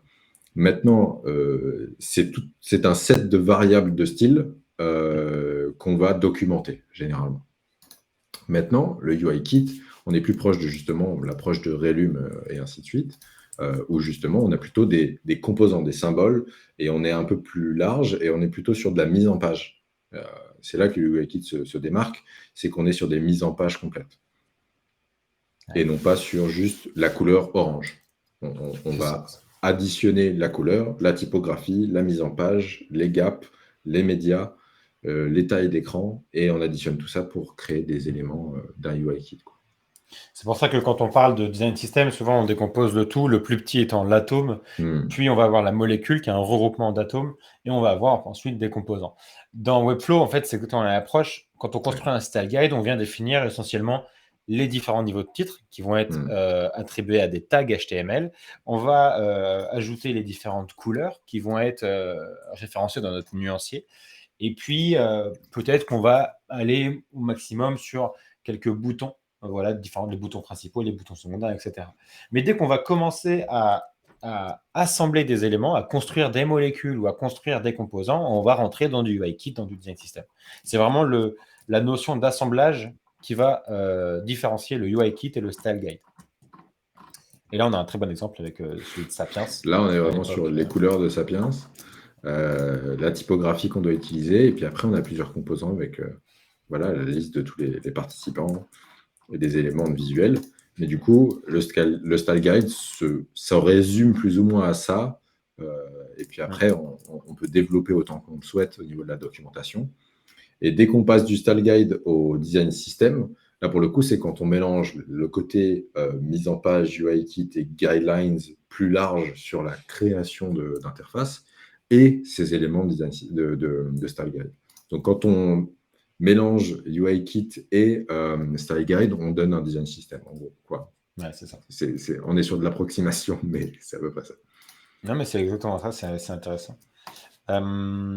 Je propose qu'avant qu'on passe à la suite, on rebondisse sur une question d'Alexandre qu'il a posée tout à l'heure. Alors, tu disais que toi, en effet, tu travaillais pratiquement tout le temps en solo. Est-ce que tu aurais des conseils pour organiser le naming de ces éléments dans Figma? Peut-être une nomenclature à apprendre Alors, pour moi, le naming des éléments est important. Maintenant, ça dépend des phases. Il y a des gens qui vont avoir tendance à avoir l'approche de tout de suite nommer la totalité de ce qu'on fait. Mais au final, plus on s'approche de cette méthode où on nomme tout très très vite et justement on fait très vite des auto-layouts et des composants et tout ça, moins on est flexible. Donc en fait, je pense qu'il y a aussi une question de période au moment où on est censé nommer les choses. Pour moi, il faut quand même se garder cette phase d'exploration très souvent, parce qu'elle est nécessaire, et on en parle souvent sur le sujet de Webflow, où beaucoup de clients vont dire on va directement dans Webflow. Cette phase d'exploration qui est déjà quand même plus simple sur du Figma ou sur d'autres logiciels, et ben on en a quand même besoin d'une étape encore avant ça, qui est encore plus libre. On n'est pas sur du papier et du crayon, mais justement, on se laisse un peu plus de liberté. Donc le nommage, pour moi, est important à partir du moment où on commence à faire des composants, quand on commence à faire un UIKit, quand on commence à faire de la documentation. Là, tout de suite, ça devient très intéressant. Quand on est en équipe et qu'on a déjà tout un système mis en place, c'est intéressant d'avoir un nommage très complet. Je vais montrer rapidement un truc qui peut aider au nommage. Ce n'est pas forcément un côté guide sur comment on est censé nommer les choses. Maintenant, sur Figma, on a une fonction qui nous permet de renommer les choses. Je crois que ça a coupé le partage d'écran. Je ne sais pas si ça... J'ai mis OK. Voilà, c'est parti. Parfait, hop là. Voilà. Donc, sur Figma, on a une option qui nous permet de renommer plusieurs éléments d'un seul coup. Donc là, par exemple, j'ai sélectionné mes 4 ellipses qui sont là. Et si je fais clic droit, je peux faire renommer. Commande R pour ceux qui sont très shortcut. Et là, on voit qu'on a une preview des éléments, comment ils s'appellent aujourd'hui. Et on a une fonction qui est find and replace, qu'on peut avoir dans le code. Et si jamais je change, par exemple, juste le 3, ça va remplacer le 3 de tous mes éléments par exemple, un caractère. Ok. Donc, on peut faire du find and replace qui nous permet de renommer très facilement les choses. On peut aussi dire cercle, et là, on peut mettre numéro, et on peut décider d'avoir une numérotation. Et là, d'un coup, on a cercle 1, 2, 3, 4. Ok. Donc, on a quand même pas mal d'outils comme ça qui facilitent le renommage en groupe de choses. On a aussi rename, clean document, smart rename layer. Donc là, par exemple, c'est un plugin. Donc, je vais voir ça plus tard, mais là, on va par exemple clean rename document. Et là, par défaut, il peut ignorer certains éléments qu'on ne veut pas renommer avec des caractères spéciaux, des choses comme ça. Et si je mets ça, par défaut, il va tout me renommer. Donc là, c'est un auto-layout horizontal. Ça, c'est Là, pratique. Figma Sheet Sheet, il n'a pas changé de nom. Auto-layout vertical, frame. Donc ça, par exemple, ça m'a enlevé le frame 542 ou quelque chose comme ça. Donc ça permet de gagner pas mal de temps. Et il y a tout un tas de plugins qui vont être de mieux en mieux là-dessus. Et du coup, voilà, horizontal, vertical. Et du coup, ça nous permet aussi de supprimer les choses. On a aussi toute une organisation qui peut être intéressante.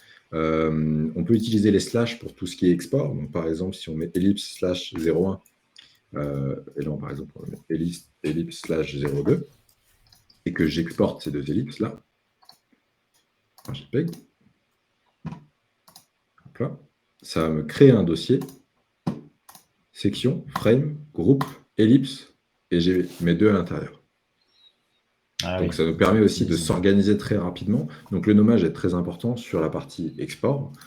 Et du coup, très souvent, on va avoir tendance à aller dans un élément et décider, par exemple, là, je veux cette image-là, cette image-là, celle-ci. Et là, je vais faire clic droit. Plutôt que d'avoir média avec des chiffres, je vais faire rename. Je vais faire img home, home-number. Et là, du coup, j'ai des images clean que je peux réutiliser. Là, dans mon export, je peux aussi décider dans mon renommage d'intégrer home/image 01. Et du coup, j'aurai un dossier avec toutes les images de là-haut. Donc, il y a pas mal de choses qui peuvent être là-dessus. Maintenant, pour moi, c'est surtout sur la partie export et sur la partie collaboration où c'est important. Et après, pour tout le reste, techniquement, même là, par exemple, auto-layout vertical, l'icône le dit en lui-même. Là, horizontal, l'icône le dit en lui-même. Donc, il y a des gens qui sont très stricts là-dessus. Moi, c'est moins le cas. Maintenant, en équipe, je sais que c'est important. C'est surtout le nommage des frames, pour moi, qui est important. Mais c'est intéressant, je vois cette optimisation déjà de rien que dans le nommage, on sait qu'on peut commencer à construire un dossier d'export assez rapidement, dire ça c'est des images, on fait utiliser de la home, des assets, etc. Rien qu'en les renommant rapidement, tu vois, je ne connaissais pas du tout ce raccourci pour tout renommer d'un coup. Finalement, on a aussi un élément qui fait pareil, par exemple, on peut changer toutes les images en faisant importer plusieurs images, on peut aller les coller à l'intérieur. Ce système de slash fonctionne sur énormément de choses, par exemple les composants. Si jamais on a plusieurs éléments et qu'on veut en créer un composant avec des variantes, on peut utiliser le slash pour dire la propriété et la variante, et ainsi de suite, et ça crée automatiquement toutes les variantes. Donc il y a pas mal de petits shortcuts comme ça de renommage. Et voilà. Des cas d'optimisation. Et est-ce que tu as, je propose qu'on saute à la partie Figma à Webflow, qu'on y revienne plus tard, parce que du coup, tu as commencé à parler un peu de plugins. Est-ce que tu aurais d'autres plugins? Donc, peut-être rappeler le nom de celui-ci, sur lequel on est passé rapidement. Je te repartage mon écran. Du coup, le nom de celui-ci, je vais le retrouver ici. Donc, si on voulait retrouver ceux que vous avez déjà, vous les retrouvez ici dans cette petite boîte sur les éléments. Et vous avez Save et récent. Donc là, par exemple, récent, j'ai Clean Document, qui du coup m'a permis de... Voilà, je peux avoir toutes ces actions-là. Delete Hidden Layer. Donc, par exemple, si jamais j'ai caché, donc, si je fais ça, et que je vais dans Clean Document, Delete Hidden Layer, il m'a supprimé tous les layers qui sont hidden. Ça permet de cleaner un peu le document et quand on a vraiment des très gros documents, ça permet d'être un peu plus rapide. Ungroup single layer groups, donc c'est des fois des éléments qui sont groupés pour aucune raison. Alors ça, make pixel perfect, je ne sais pas ce que ça va faire. Je vais juste cliquer pour voir, mais Je n'ai aucune idée de ce que ça fait. Donc, Mais ça peut être pratique. c'est peut-être Probablement. pour, tu sais, quand tu as des valeurs, tu as des dimensions qui sont à virgule. Du coup, techniquement, ce sont Hmm, impossibles sur un écran, puisqu'un pixel, tu ne peux pas faire un demi-pixel. ce Donc, genre de c'est choses. ça. Rien que cette extension peut aider. Hmm. Smart Sorting Layer aussi, qui permet de remettre dans l'ordre au niveau des nommages, par exemple. Si on en met 1, 2, 3, 4, il va les renommer dans le sens. Euh, Rien que celui-là, déjà, c'est ça. On a Style Organizer. Donc, celui-là, je vais le run rapidement. Ça, c'est un plugin qui nous permet de savoir tous les. Donc, là, si je remonte ici, là, on a tout un tas de styles. Et des fois, je n'ai pas utilisé les styles de texte que j'avais prévus ici, donc les styles globaux. J'ai juste joué avec dedans. Donc là, je vais le faire ici, par exemple. Plugin, Style Organizer. Et là, il va scanner la totalité de ma page, donc tous les éléments qui sont sur ma page, et il me dit que j'ai 85% de mes couleurs qui sont setup par rapport au global color du document. Et j'en ai 14,65 qui ne sont pas linkés. Donc, par exemple, là, j'ai pas mal de trucs blancs qui ne sont pas reliés au blanc. Okay. Et si je fais autofix color, tous les trucs que j'ai déjà en couleur, en code X, entre guillemets, il va pouvoir me les relier à mes couleurs globales. Donc, ça me fait un peu penser au clean des classes de Webflow, par exemple. Ouais, tout à fait. Et on a la même chose pour le texte. On voit qu'il y a énormément de texte qui n'a pas été linké à des global classes. Donc, j'ai été un vilain. Et si je fais autofix, par défaut, il va me retrouver tous les textes qui mériteraient d'être reliés et qui ça changerait aucun élément. Et ça me permet d'avoir un document un peu plus clean. Donc, par exemple, celle-ci que j'utilise pas mal. Un autre assez drôle, Lorem Ipsum, c'est vraiment ça, c'est vraiment c'est le feu. Ça évite d'aller chercher du lorem partout. Si je le run, please select text layer, par exemple ici. Voilà, j'ai un layer et il me demande qu'est-ce que je veux générer. Donc là, 5 phrases et j'ai mon lorem ipsum qui vient d'apparaître à l'intérieur de mon élément. Okay. Donc ça permet de gagner un peu de temps. HTML2Design, donc si vous ne connaissez pas, il peut être très intéressant pour vous pour récupérer des projets passés ou de clients qui voudraient faire un redesign ou des choses comme ça. C'est très très intéressant. Donc là, si on run, on va pouvoir aller importer une page. Donc là, par exemple, ce serait apple.com et on va l'importer. Et ça va nous l'importer avec la structure HTML. Donc, toutes les divs seront nommées divs et tous les éléments, tous les textes seront éditables et ainsi de suite. Vous allez voir, c'est assez impressionnant. On entend beaucoup parler de cette extension sur Instagram et ainsi de suite en ce moment. Et par exemple, là, j'ai tous mes éléments. Et on a... Là, c'est en vectoriel pour leur coup, parce que c'est Apple, donc ils ont sorti ça en vecto probablement. Mais du coup, on a tout plein d'éléments. Et si je prends ici le parent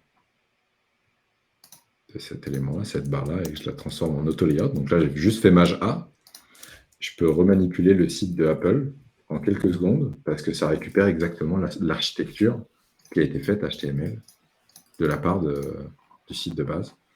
Et là, pareil, je peux retrouver deux éléments. Si je les sélectionne, hop là, maj A, je peux aller modifier le site de Apple en quelques secondes et je n'ai pas besoin d'aller importer les images, quoi que ce soit. Ça permet de récupérer un site complet, du texte que je peux sélectionner. Donc on gagne pas mal de temps avec celle-ci aussi. Qu'est-ce que j'ai d'autre qui est marrant? Un petit dernier pour la route, peut-être. Je peux regarder ce que j'aime. Styler, il est cool. Je l'aime bien parce que là, par exemple, si je sélectionne ces éléments-là, alors savoir que le commande E sur Figma, c'est commande slash. Voilà. Si vous êtes un peu là-dedans, logiquement, vous devriez. Et si je mets style, j'ai mes actions de plugin qui peuvent arriver par rapport au nom du plugin. Et là, par exemple, j'ai Generate Styles. Donc là, mon objectif, c'est que toutes les couleurs que j'ai sélectionnées, donc les trois qu'on voit juste à droite ici, là, je vais pouvoir générer ça comme des styles globaux. Hop. Et là, on a ellipse. Bon, ils ont pris les noms des éléments que j'ai sélectionnés. Mais par exemple, ça nous permet très rapidement d'avoir des couleurs globales. Donc là, on a ellipse 01, 02. Et là, on voit qu'on a le slash qui nous a créé un dossier. Dans on les voit bien couleurs. qu'il n'y a pas le slash. Là, il y a le slash. Et du coup, aussi un dossier qui a organisé les couleurs 01, 02.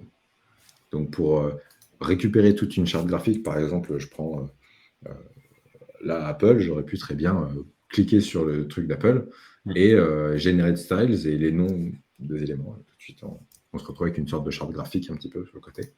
Donc, celle-ci, elle est cool aussi. Voilà.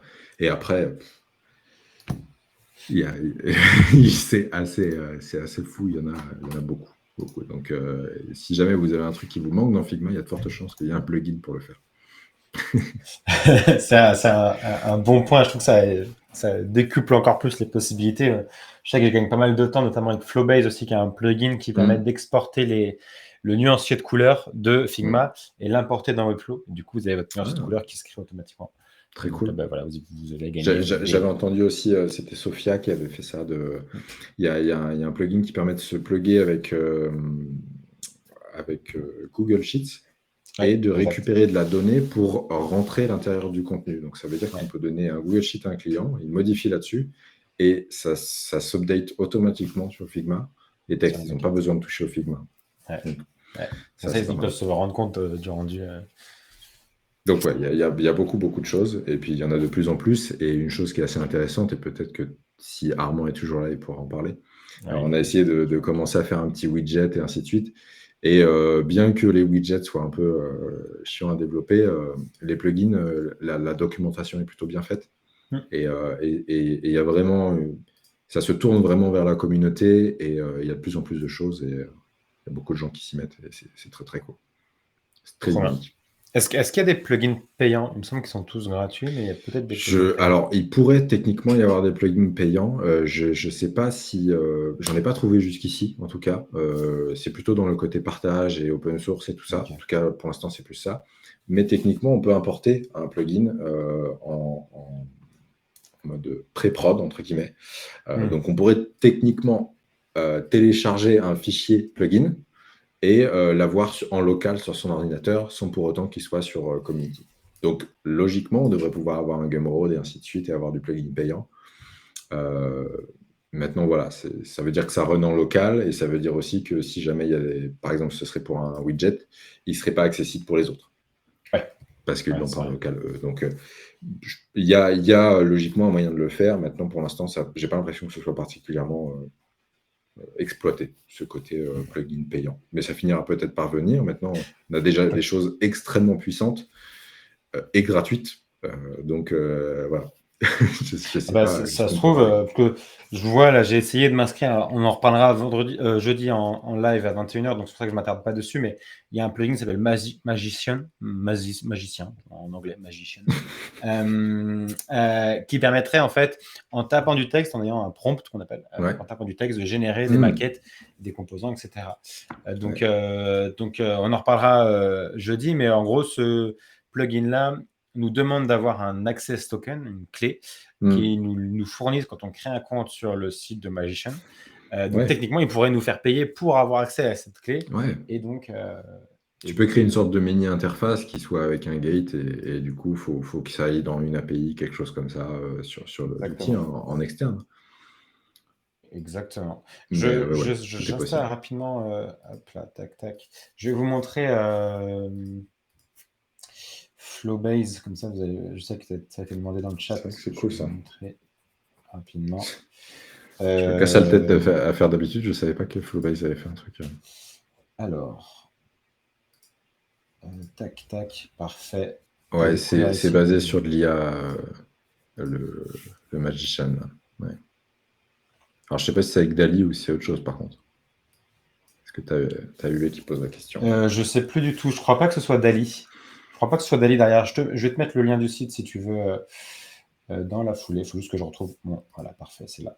Magician. C'est magician.design. Je ne crois pas que c'est Dali. Je n'ai pas lu tous les textes, j'avoue. Mais share your screen. OK. Je partage l'écran et je vais vous montrer le fonctionnement du coup de Flowbase. Du coup, là, vous voyez mon écran, nickel chrome. OK. On va reprendre ça. J'ai mon donc, Webflow Color Importer, qui est le plugin que je vous ai mis dans le chat, qui sera disponible en description dans le replay. Et donc, lorsque je vais le run, ici, il va détecter, OK, export color swatch. Donc là, il récupère le style de couleur, donc les 3 couleurs qu'a créé Clément, et il va Très me belle les couleur. importer ici. Donc là, il me les exporte. Donc ça va me créer un point JSON que je vais mettre sur mon bureau. Parfait, ici. OK. Je reviens ici. Je suis dans mon projet. Donc j'ai installé l'extension Chrome De que je vais Flowbase. vous mettre également ici. Tac, parfait. Et donc maintenant que j'ai installé l'extension Chrome, j'ai à gauche ici Flowbase qui apparaît. Et donc là, j'ai une interface un peu technique, mais Toolbelt, ça doit être ça. Color Swatch Importer. Donc là, dans Flowbase, je suis allé dans Toolbelt et ici, j'ai Color Swatch Importer.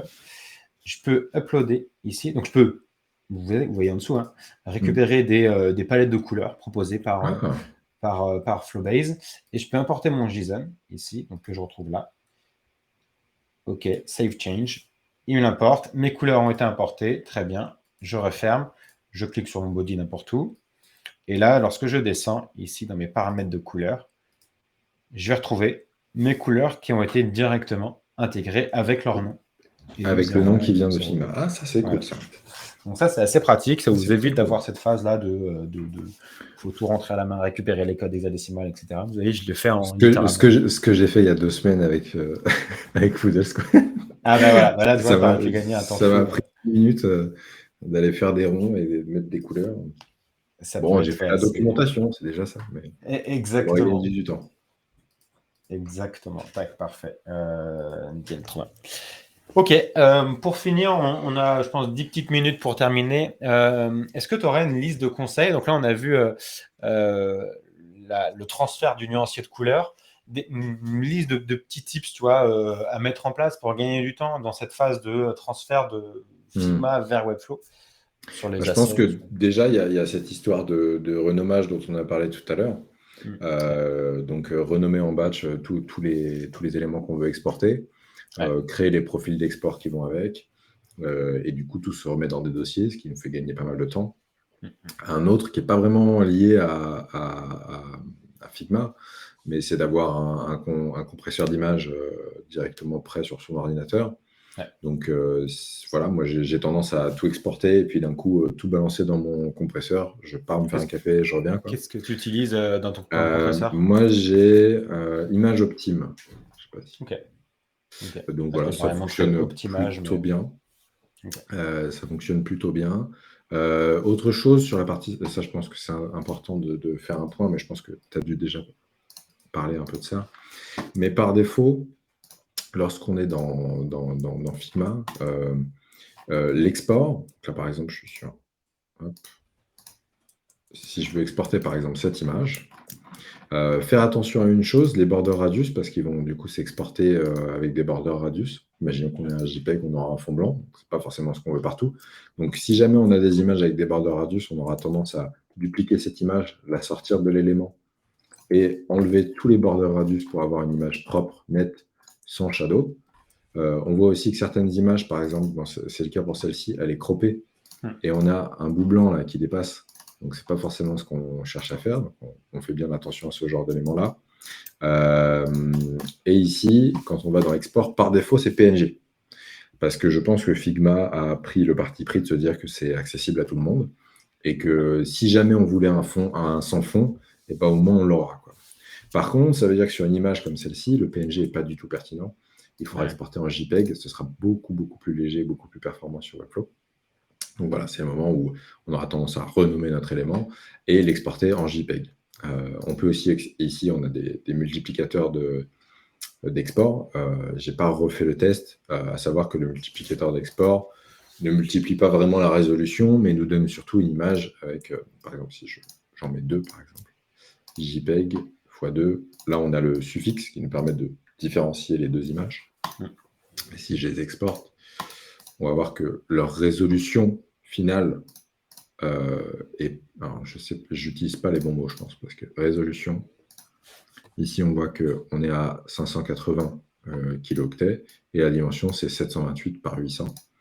Et si je vais ici, on voit qu'on est à 1,9 mégas, et on est à 1400 par 1600. Ouais. Donc c'est beaucoup plus lourd, mais ils ont réglé ce problème, et ça fait plaisir. Parce qu'avant, ce n'était pas le cas. Il fallait changer la taille directement du mode, donc on a fait le test. Et là, on voit bien, je ne sais pas si vous voyez la différence, parce que c'est pas partage d'écran, vous ne voyez probablement pas, mais du coup, ici, voilà, on est flou. Et là, si je rezoome sur la tête de ce monsieur, on est logiquement beaucoup moins flou. Voilà, mon ordi a décidé d'arrêter de zoomer, visiblement. Voilà, et on est beaucoup mieux. Donc voilà, le x2 fonctionne. Oubliez ce que j'ai dit. Parce que ça, avant, pour en retracer un peu la problématique qu'on avait avant, c'est que le x2, il augmentait le DPI, mais il n'augmentait pas la surface, la dimension. Donc, il aurait fallu à chaque fois avant supprimer. Alors, si on veut supprimer ou réorganiser, on peut le faire ici. Il faut juste cliquer à côté de l'élément, là, très souvent dans Figma. Et du coup, il aurait fallu faire garder les proportions x2. D'ailleurs, on peut faire des maths tout comme dans Webflow, hein, dans les champs il aurait fallu faire ça, exporter en une fois, on aurait la version 1, la version 2. Avant, c'était ça. Maintenant, ils ont enfin réglé ce problème. Donc, on n'a plus besoin de faire ça. On peut faire plusieurs exports directement. On peut aussi d'ailleurs utiliser les slashes et ça va créer des dossiers à l'intérieur si on le souhaite. Très fort le dépend de l'organisation de chacun, mais voilà. Trop bien. Voilà. Est-ce que, avant que je pose ma dernière question, si vous avez des questions dans le chat, n'hésitez pas à les mettre dès maintenant, le temps que vous puissiez les écrire, et on va y répondre juste après. Et comme ça, on arrivera à peu près à 1h30, donc ce sera très bien pour ce format. Dernière question que j'avais pour toi. Qu'est-ce que tu penses du rachat de Figma par Adobe? Est-ce que c'est une bonne nouvelle, une mauvaise nouvelle? Qu'est-ce que tu envisages pour l'avenir? J'espère ne pas envisager des unexpected errors et ainsi de suite. Et voilà. Non, je pense que dans tous les cas, on a 5 bonnes années avant que Adobe touche à quoi que ce soit, je pense. Okay. Aujourd'hui, ils ont un outil qui est en pleine croissance. Ça n'aurait aucun sens en termes de business d'aller toucher à quelque chose qui fonctionne et qui marche mieux. Ils viennent d'acheter ça très très cher. Ouais. C'est pas pour aller casser la machine juste après en essayant de mettre leur sauce. Ils ont bien compris que XD avait pas la même croissance et ainsi de suite.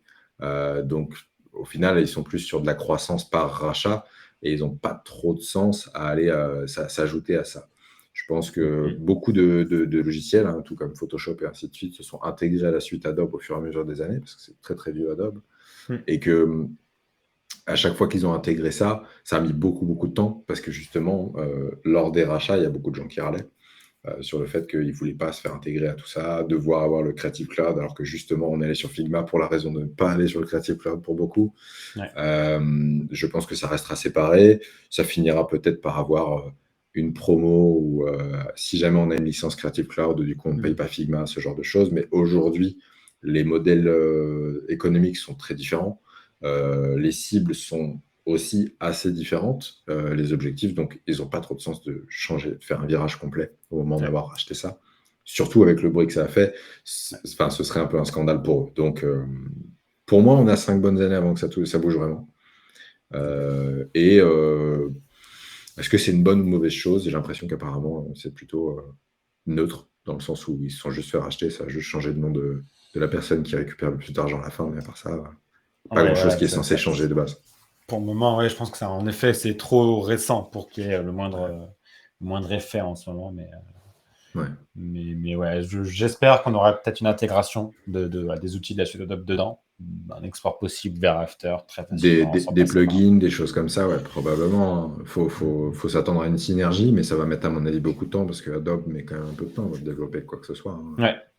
C'est quand même moins réactif qu'un Figma qui est beaucoup plus léger avec pas toute la structure et l'architecture d'un XD ou quoi. Oui.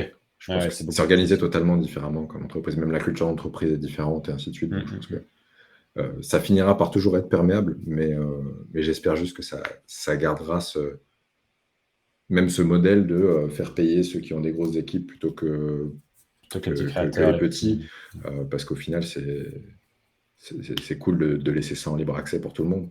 Ouais. Et là, vu comment ils viennent d'augmenter les prix un peu partout, parce qu'ils ont fait un peu comme Webflow finalement. Bah ouais. Voilà, je pense qu'ils ont fait la modification qu'ils pouvaient faire. Ils ont fait 2 scandales d'un coup au moment de les prix pour se faire acheter. Et là, ils se font oublier pendant un temps, je pense. Ok.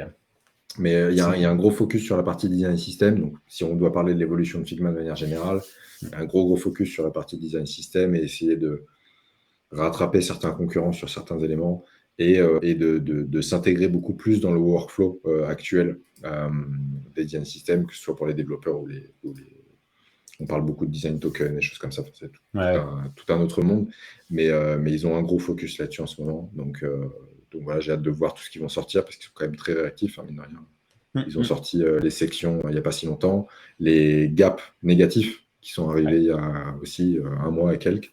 Pour faire des éléments qui se superposent légèrement. Donc voilà, ils sont toujours en perpétuelle évolution. Hein. J'espère juste qu'ils continueront dans ce sens-là et que ça ne va pas stagner. Et juste, voilà. Mais aujourd'hui, il y a déjà un bel outil, donc même s'il s'arrête là, c'est déjà pas mal. Mais, ouais. L'avenir nous dira ce qu'il en est. J'ai hâte de voir. On a 2 questions. Une de UE qui demande est-ce qu'il y aurait des listes de petits tips hacks pour de l'intégration Figma Webflow? Je crois qu'il existe quelque chose qui... Il a partagé 2 ressources. Une de Figma, une de Webflow, pardon, qui est les étapes. Donc on reprend cette logique de style guide et de... Il y a un truc de converteur que j'avais vu à l'époque, ouais. Mais je n'ai jamais testé. J'ai jamais testé ce côté converteur. Je suis perplexe sur... Je pense que dans tous les cas, ça peut faire gagner beaucoup de temps, un peu comme HTML to design, là, que je montrais tout à l'heure, qui est exactement l'inverse. Donc prendre un site et l'intégrer dans Figma, ça fait gagner du temps.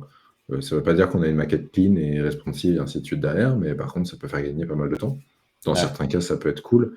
Maintenant, je pense que on a quand même majoritairement, il y a peu de cas d'usage, on n'a pas besoin d'avoir une structure HTML et CSS super clean pour que ça soit déjà... Enfin, si on commence à faire un site avec directement un truc d'importeur comme ça, bah déjà, pour moi, on se tire un peu une balle dans le pied. Déjà que de base, quand on finit un site et qu'on le remodifie 6 mois après, on est là toujours à ajouter des combos classes et ça devient toujours de plus en plus complexe. Si on commence directement avec quelque chose qui est légèrement, ne serait-ce qu'un tout petit peu bancal, voilà, c'est un peu, ça s'accumule, je dirais. Donc, j'aurais pas trop tendance à faire ça. Par contre, je pense que pour de la landing page très rapide et ainsi de suite, peut-être que c'est suffisant finalement. Peut-être. Je pense que je ne serais pas le client de ces choses-là. Je préfère prendre le temps de le faire à la main pour gagner en flexibilité. Mais... Même en termes de performance, on ne sait pas comment ils exportent les images et ainsi de suite. Est-ce que c'est compressé ou non? Rien que ça, déjà, en termes de SEO et tout ça, ça enlèverait tout l'avantage d'une landing page ou la création automatique de pages. Donc, pour l'instant, on n'y est pas trop. Je sais que Webflow a toujours en sorte de alpha ou bêta, je ne sais pas, un import automatique des images de Figma dans Webflow. J'ai jamais eu l'occasion d'y toucher. J'ai pas fait partie du petit cercle de gens qui ont ça. Je crois que Vincent Bido y était. Apparemment, c'était cool, mais ça fait juste gagner du temps sur l'export. Et ça ne change pas la problématique de la compression qui vient derrière. Donc, c'est pratique. Je pense que ça peut être intéressant qu'on vous fasse une petite checklist. Vous savez, alors, très honnêtement, ce ne sera pas une checklist très longue parce qu'on ne va pas pouvoir faire énormément de choses dans le transfert. En fait, il y a beaucoup de choses où vous allez devoir regarder le projet Figma, puis le redévelopper dans Webflow. Mais on peut vous faire une checklist. Je pense qu'il y aura très honnêtement 10-15 étapes, grand maximum, de OK, on démarre un projet Webflow, on exporte, donc on va commencer par Figma du moins. On démarre de Figma, on identifie les différents niveaux de titres, les différentes couleurs. On utilise Flowbase pour exporter le nuancier, par exemple. On sélectionne des éléments, on vient les optimiser avec Optimage ou avec Image Optime. Et puis ensuite, on va voir les différentes étapes qui peuvent suivre sur plutôt, alors là, on était dans l'aspect atomique, plutôt l'aspect moléculaire, donc le rang au-dessus. Identifier les différents composants de base, une nav, un bouton, et ensuite commencer à les passer dans Webflow, créer des symboles, et ensuite tous les éléments qui vont être différents, des sections entières, etc. Ça, il faudra passer à la main, les développer. Je pense que s'il y a un tips que je vous donnerais quand vous créez une maquette quand vous développez une maquette sur Webflow, voilà, et qui est issue de Figma, qu'elle soit issue de Figma, d'Adobe XD ou autre, le conseil que je vous donnerais, c'est de ne pas commencer par la home. Alors évidemment, il y a le style guide à créer en amont, ça Clairement. c'est évident. Mais ensuite, la deuxième page, pour moi, c'est pas la home parce que la home, elle va avoir potentiellement une structure qui va être unique. Elle va avoir des sections qui vont n'exister que sur la home. Et donc, l'idée, c'est potentiellement de gagner du temps en démarrant sur une page annexe, je sais pas, une page à propos, une page blog, etc. Une page qui va avoir des éléments qu'on va pouvoir réutiliser par la suite.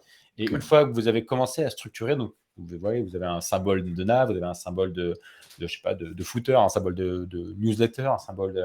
Je dis tout et rien, mais voilà. Vous avez commencé à construire votre design system dans Webflow avec les symboles. Vous passez ensuite sur la home pour créer ces structures. Je suis totalement d'accord avec toi. Je pense qu'un des trucs les plus importants que j'ai modifié, c'est que j'avais tendance, justement, à l'époque, commencer par la home. Ouais. Mais au final, aujourd'hui, je regarde plus la maquette en essayant de la découper. Et du coup, finalement, on regarde un développeur, tous les développeurs qui, justement, ne sont pas intégrateurs forcément ou designers vont avoir tendance à le regarder comme ça. C'est comment on découpe ça en composants et en éléments qu'on peut répéter. Et on commence par ces éléments-là. Et par exemple, je montrais tout à l'heure le UI Kit. Techniquement, il faudrait penser n'importe quel site un peu comme ça, en disant ma section, c'est quoi ses paramètres? Mon container, c'est quoi ses paramètres? Est-ce que j'ai des wrappers qui se répètent? Est-ce que voilà, on est sur un flex dans un sens, un flex dans l'autre, et on a un certain nombre de types de gaps, et essayer de se recréer un peu un framework, surtout sur des sites un peu plus larges. Quand on a 2-3 pages, peut-être pas la peine de se casser la tête de trop. Mais dès qu'on commence à avoir des sites un peu plus gros ou qu'on veut de l'évolution un peu sur le long terme, ça permet de déconstruire le truc et de gagner énormément de temps. Et on passe pas mal de temps, un peu comme sur le style guide. Bon, là, on gagne un peu de temps avec les histoires de couleurs, par exemple, sur Flowbase. Mais c'est essentiel, ce style guide. C'est la mais base. une fois qu'on a fait cette base, ça va très, très, très, très vite. Et du coup, c'est. Ouais. Mais c'est cette question de découpage, et peut-être que ça peut être intéressant de se dire comment on découpe une section correctement pour aller faire des classes correspondantes en face. Comment, dans l'autre côté, par exemple, dans les maquettes, on peut être le plus explicite possible pour donner ces informations à l'intégrateur qui va arriver derrière. Je pense que ça pourrait être pertinent d'avoir un live, alors ça peut être un spotlight ou autre, mais d'avoir un moment où on prend une maquette telle qu'un designer pourrait nous la donner et on travaille ensemble pour la décomposer. Donc, ok, on identifie les différents éléments atomiques du design system, donc les titres et les couleurs, etc.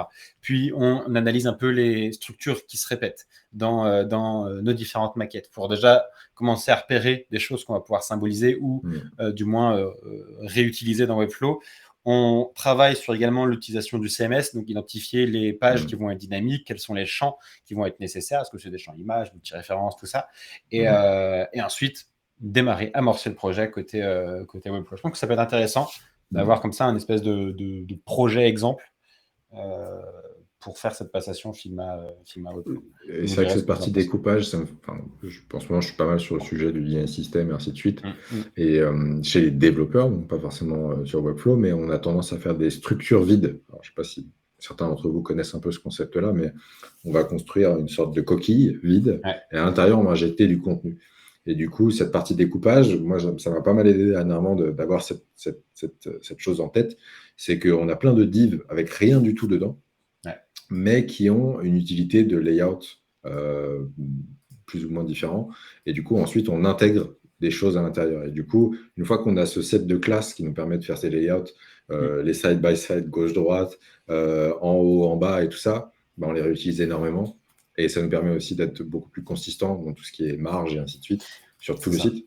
Donc ce découpage, il est très important, je trouve.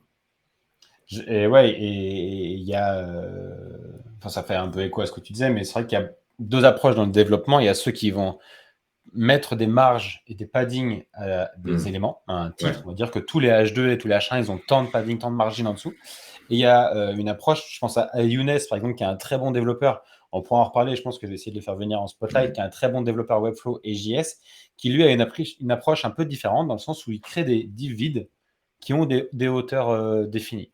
Donc lui, il a créé dans son style guide toute une série de divs, une div avec une hauteur de 128 pixels, une div de 96 pixels, 48, etc., 64.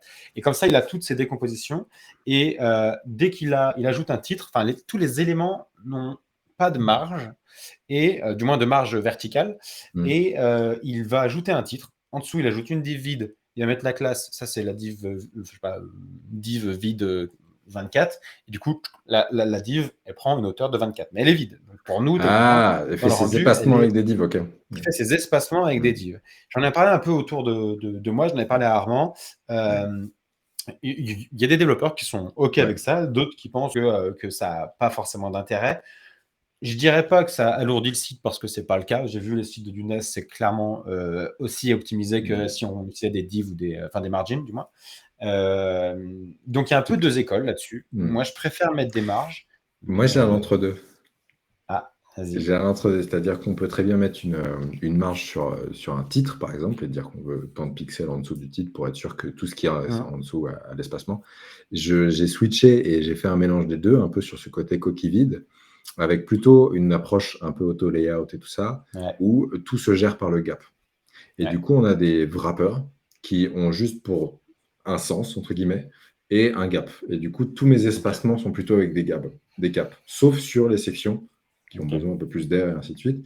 Mais du coup, la majorité de mes espacements sur ce que j'ai fait là sur Foodles, tout est fait dans des gaps. Donc au final, ça revient un peu au même. C'est juste que du coup, plutôt que d'avoir plusieurs divs de 80, 80, 80, 80 dans une liste, par exemple, j'aurais juste un wrapper avec un gap de 80 et tous les éléments à l'intérieur. Donc du coup, on se rapproche plus. Moi, ça me rapproche aussi beaucoup plus de ce que je fais sur Figma. Et au final, ça influence ma manière de développer aussi.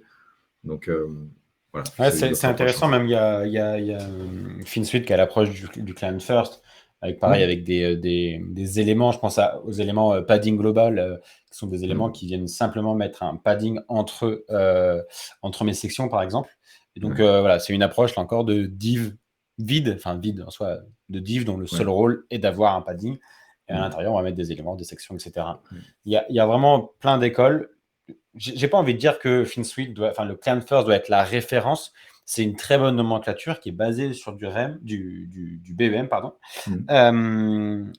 Mais chacun doit travailler avec la méthode avec laquelle il est la plus à l'aise. En fonction du projet, c'est l'envergure du projet, du nombre de personnes qui sont dessus. Quand tu es solo, Client First, il est intéressant parce qu'au moins, on n'a pas trop besoin de se poser des questions sur la nomenclature. Mais il a encore plus de sens dans des équipes où justement, il va y avoir de la passation entre plusieurs développeurs. Mais par contre, il ne sera pas forcément adapté à des projets très créatifs. Ouais, c'est ça. Et je pense qu'il y a aussi une part où il y a un côté, je me rends compte avec par exemple Foodles, qui du coup un client a besoin du côté très UI kit, et de l'autre côté un truc très créatif. Et par exemple, le site principal est construit en EM avec une fonction de dewif et tout ça, tout est en fluide, responsive. Mais pour le coup, ça, c'est pas du tout applicable à quelqu'un qui va faire de la landing page toute la journée et qui n'a pas forcément cet œil créatif et pas le temps de faire tout un design et tout ça. Et du coup, toutes les pages du site principal sont basées sur du VW. Et toutes les pages du UI Kit ont une classe Body Kit qui, du coup, elle, a 16 pixels de base et tout est en pixels à l'intérieur parce que c'est beaucoup plus simple à gérer et beaucoup plus adaptable à leur workflow à eux. Et du coup, peut-être que des fois, il y a des mix. Alors, c'est pas pratique parce que la feuille de style s'allonge très rapidement, mais ça permet d'avoir le meilleur des deux mondes en fonction de l'utilisation qu'on en a et de ce qu'on a besoin. Bon, pas top.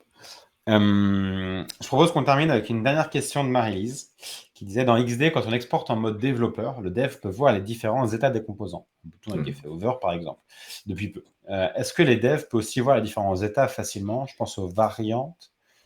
Est-ce que je vais partager mon écran rapidement. Ouais, parfait. Alors, pour vous montrer rapidement ce que ça peut être, je vais repartir sur un truc rigolo que j'ai fait. J'ai essayé de recréer Figma dans Figma. C'est pas pas grand-chose, mais ça me permet de montrer des variantes de composants qui sont utiles. Une fois qu'on a des composants, donc, un peu comme dans Webflow, le violet, c'est pour le CMS et le vert, c'est pour les symboles. Dans Figma, le violet, c'est pour les composants, donc les symboles. C'est un peu confus, c'est un peu l'inverse, mais c'est à peu près ça. Et du coup, ici, par exemple, j'ai un élément avec plusieurs états, et je vois, par exemple, je peux lui donner des variables, et ainsi de suite, et du coup, ce sera ça la vision qu'il aura. Il le voit directement dans le Figma, et c'est à nous de documenter ça le plus proprement possible. Et du coup, par exemple, je sais que cet élément-là, c'est un état de current et c'est une file tab. J'ai la même avec l'état over et j'ai la même à l'état standby. Et du coup, ici, ça me permet de voir tout ce que j'ai besoin, tout ce que j'ai comme état sur la totalité de la top bar qui est ici. Et du coup, imaginons que cet élément-là, j'ai envie qu'il soit current. Lui, c'est un standby. Et par exemple, je vais lui dire, lui, c'est un over. Et du coup, on a ces variantes-là qui nous permettent de savoir en tant qu'intégrateur ou développeur tous les étapes possibles, entre guillemets, d'un élément. Donc on aura tendance à faire ça. Et après, du coup, dans le prototypage, par exemple, on aura tendance à faire la même chose. Donc là, on va avoir une interaction, je vais le faire rapidement. Tu vois. Ici, on while overing, tac, tac, tac, on va mettre smart animate, par exemple. Et si jamais on faisait, j'ai plus trop de batterie, ça, On arrive à la fin. c'est tombé, il me reste 10%, ça va s'éteindre instantanément. Je ne vais pas pouvoir le preview, mais en gros, je peux créer directement dans mon composant un over. Donc, dans ma partie prototypage, ça va automatiquement switcher de l'un à l'autre.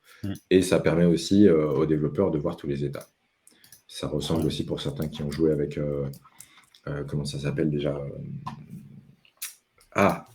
Framer, qui du coup a un peu cette vue-là aussi. Là, pour le coup, c'est sous cette forme-là. Maintenant, c'est au designer, entre guillemets, de bien clarifier ça. Et c'est aussi, et au final, tous ces sujets de design system, de composants et ainsi de suite, demandent une grosse collaboration entre développeurs et designers parce que les développeurs ont la logique générale du découpage et ainsi de suite, et les designers ont la créativité. Et du coup, il faut arriver à trouver un entre deux pour que les deux puissent parler et que chacun arrive à se comprendre, chacun ait les éléments qu'il a besoin. Et donc, il y a un dialogue qui, en ce moment, grâce à Figma et d'autres outils du même genre, où le designer se rapproche du développeur, et même le no-code, où du coup, les designers se mettent à mettre les mains dans le code aussi. Ce rapprochement est en train de se faire. C'est pas le cas partout, mais c'est aussi un gros point commun entre les deux. Et je trouve ça assez intéressant que justement, j'étais en train de former à Paris il n'y a pas longtemps une équipe du coup de designers. Et du coup, sur la dernière journée, pour la partie end-off et ainsi de suite, on a eu les intégrateurs qui sont venus. Et il y a beaucoup de sujets de composants où au final, il fallait juste leur demander. Eux, ils ont déjà fait tout le travail de décomposer comment c'est censé être imbriqué et ainsi de suite. C'est leur journée entière. Donc, il y a un dialogue aussi à avoir qui est intéressant. C'est une vraie collaboration. C'est là l'avantage de Figma, c'est que c'est une collaboration entre les designers et une collaboration entre les designers et les développeurs. Bon, bah nickel, bon, bah trop bien. Bah, on a dépassé le temps. J'espère que vous avez trouvé ça quand même intéressant. Je vois que vous étiez nombreux à rester, mine de rien, tout du long et il y a eu pas mal d'échanges de questions, donc c'est très cool. Grave intéressant. Bon, bah, ravi que ça t'ait plu, Cool. Didier. Il y en aura d'autres, des spotlights comme ça. C'est toujours intéressant de voir l'approche de chacun. Donc, ravi que ça vous plaise. Il y en aura d'autres. Je vous annonce rapidement aussi les différents lives pour la fin de semaine et la semaine prochaine. Fin de semaine, donc demain on n'a pas de cowork. Jeudi on n'a pas de cowork. Par contre, jeudi, on a un live avec Alexis Kovalenko et Benoît Éveillard le soir à 21h sur le Twitch de No Code France sur homme versus machine lorsque l'IA s'immisce dans la partie création, donc la génération de texte, de visuels, de vidéos, etc. Donc un live qui risque d'être très intéressant. Vendredi, on a la partie Cowork.js où je ne serai pas là, mais Armand sera là pour mener le live de A à Z avec vous. Il ne m'a pas encore dit ce qu'il a concocté, donc je ne peux pas vous spoiler tout de suite. Et vous l'avez vu, donc la semaine prochaine, le Slack d'Init s'ouvre au grand public. Et donc pour fêter ça, je suis en train de planifier un live par jour. Donc vous aurez du contenu toute la semaine, accessible pour tout le monde. Donc voilà, j'en profite pour dire que si vous voyez mes posts qui teasent un petit peu cette ouverture d'Init, n'hésitez pas à les relayer. Ça fait toujours plaisir et ça permettra à d'autant plus de personnes de découvrir Webflow, le relayer. Ah ouais, Mathilda, j'ai vu que tu avais bien relayé ça. C'est très, très cool. Merci. Mais voilà, l'idée, c'est vraiment d'ouvrir ça au grand public et de permettre à tous de poser des questions, de rencontrer. Vous voyez, c'est typiquement hein, aujourd'hui, on a vu le cas de Clément que j'ai rencontré au tout début et avec qui j'ai pu échanger tout au long de mon aventure Webflow et de la sienne aussi. Donc, on a pu évoluer ensemble. Donc, Ouais. Je vous invite à rencontrer du monde. Si vous avez vu des gens dans le chat et qui voulaient échanger, n'hésitez pas à envoyer des messages en privé. Vous avez le Slack pour ça, c'est royal. Trop bien. J'y pense juste, mais du coup, il y en a qui demandaient l'accès à ce fichier Figma. Je vous le mettrai juste après, parce que du coup, il y a le temps que Clément recline tout. Je vous remettrai ça dans le post qui annonce le live sur Slack. Donc, vous pourrez le retrouver sur Slack. Et ce sera disponible si vous êtes arrivé en cours également dans le replay sur YouTube. Donc, n'hésitez pas à jeter un œil au Slack là dans l'heure ou dans la soirée. On va vous mettre le lien pour que vous puissiez aller voir. OK. Merci tout le monde. Bonne soirée. Bonne fin de semaine. J'espère vous revoir jeudi soir en live et vendredi en JS. Enfin, non, je serai pas. Tout va si vite, je n'arrive plus à suivre. Merci Clément d'être passé. Franchement, c'était hyper Merci intéressant. beaucoup pour l'invite, ça fait plaisir. Alors, merci à tout le monde d'avoir suivi. J'ai moi-même appris des choses, donc franchement, trop cool. Trop content. Bonne soirée tout le monde. Ciao, ciao. À très vite. Salut. Ciao tout le monde. Salut.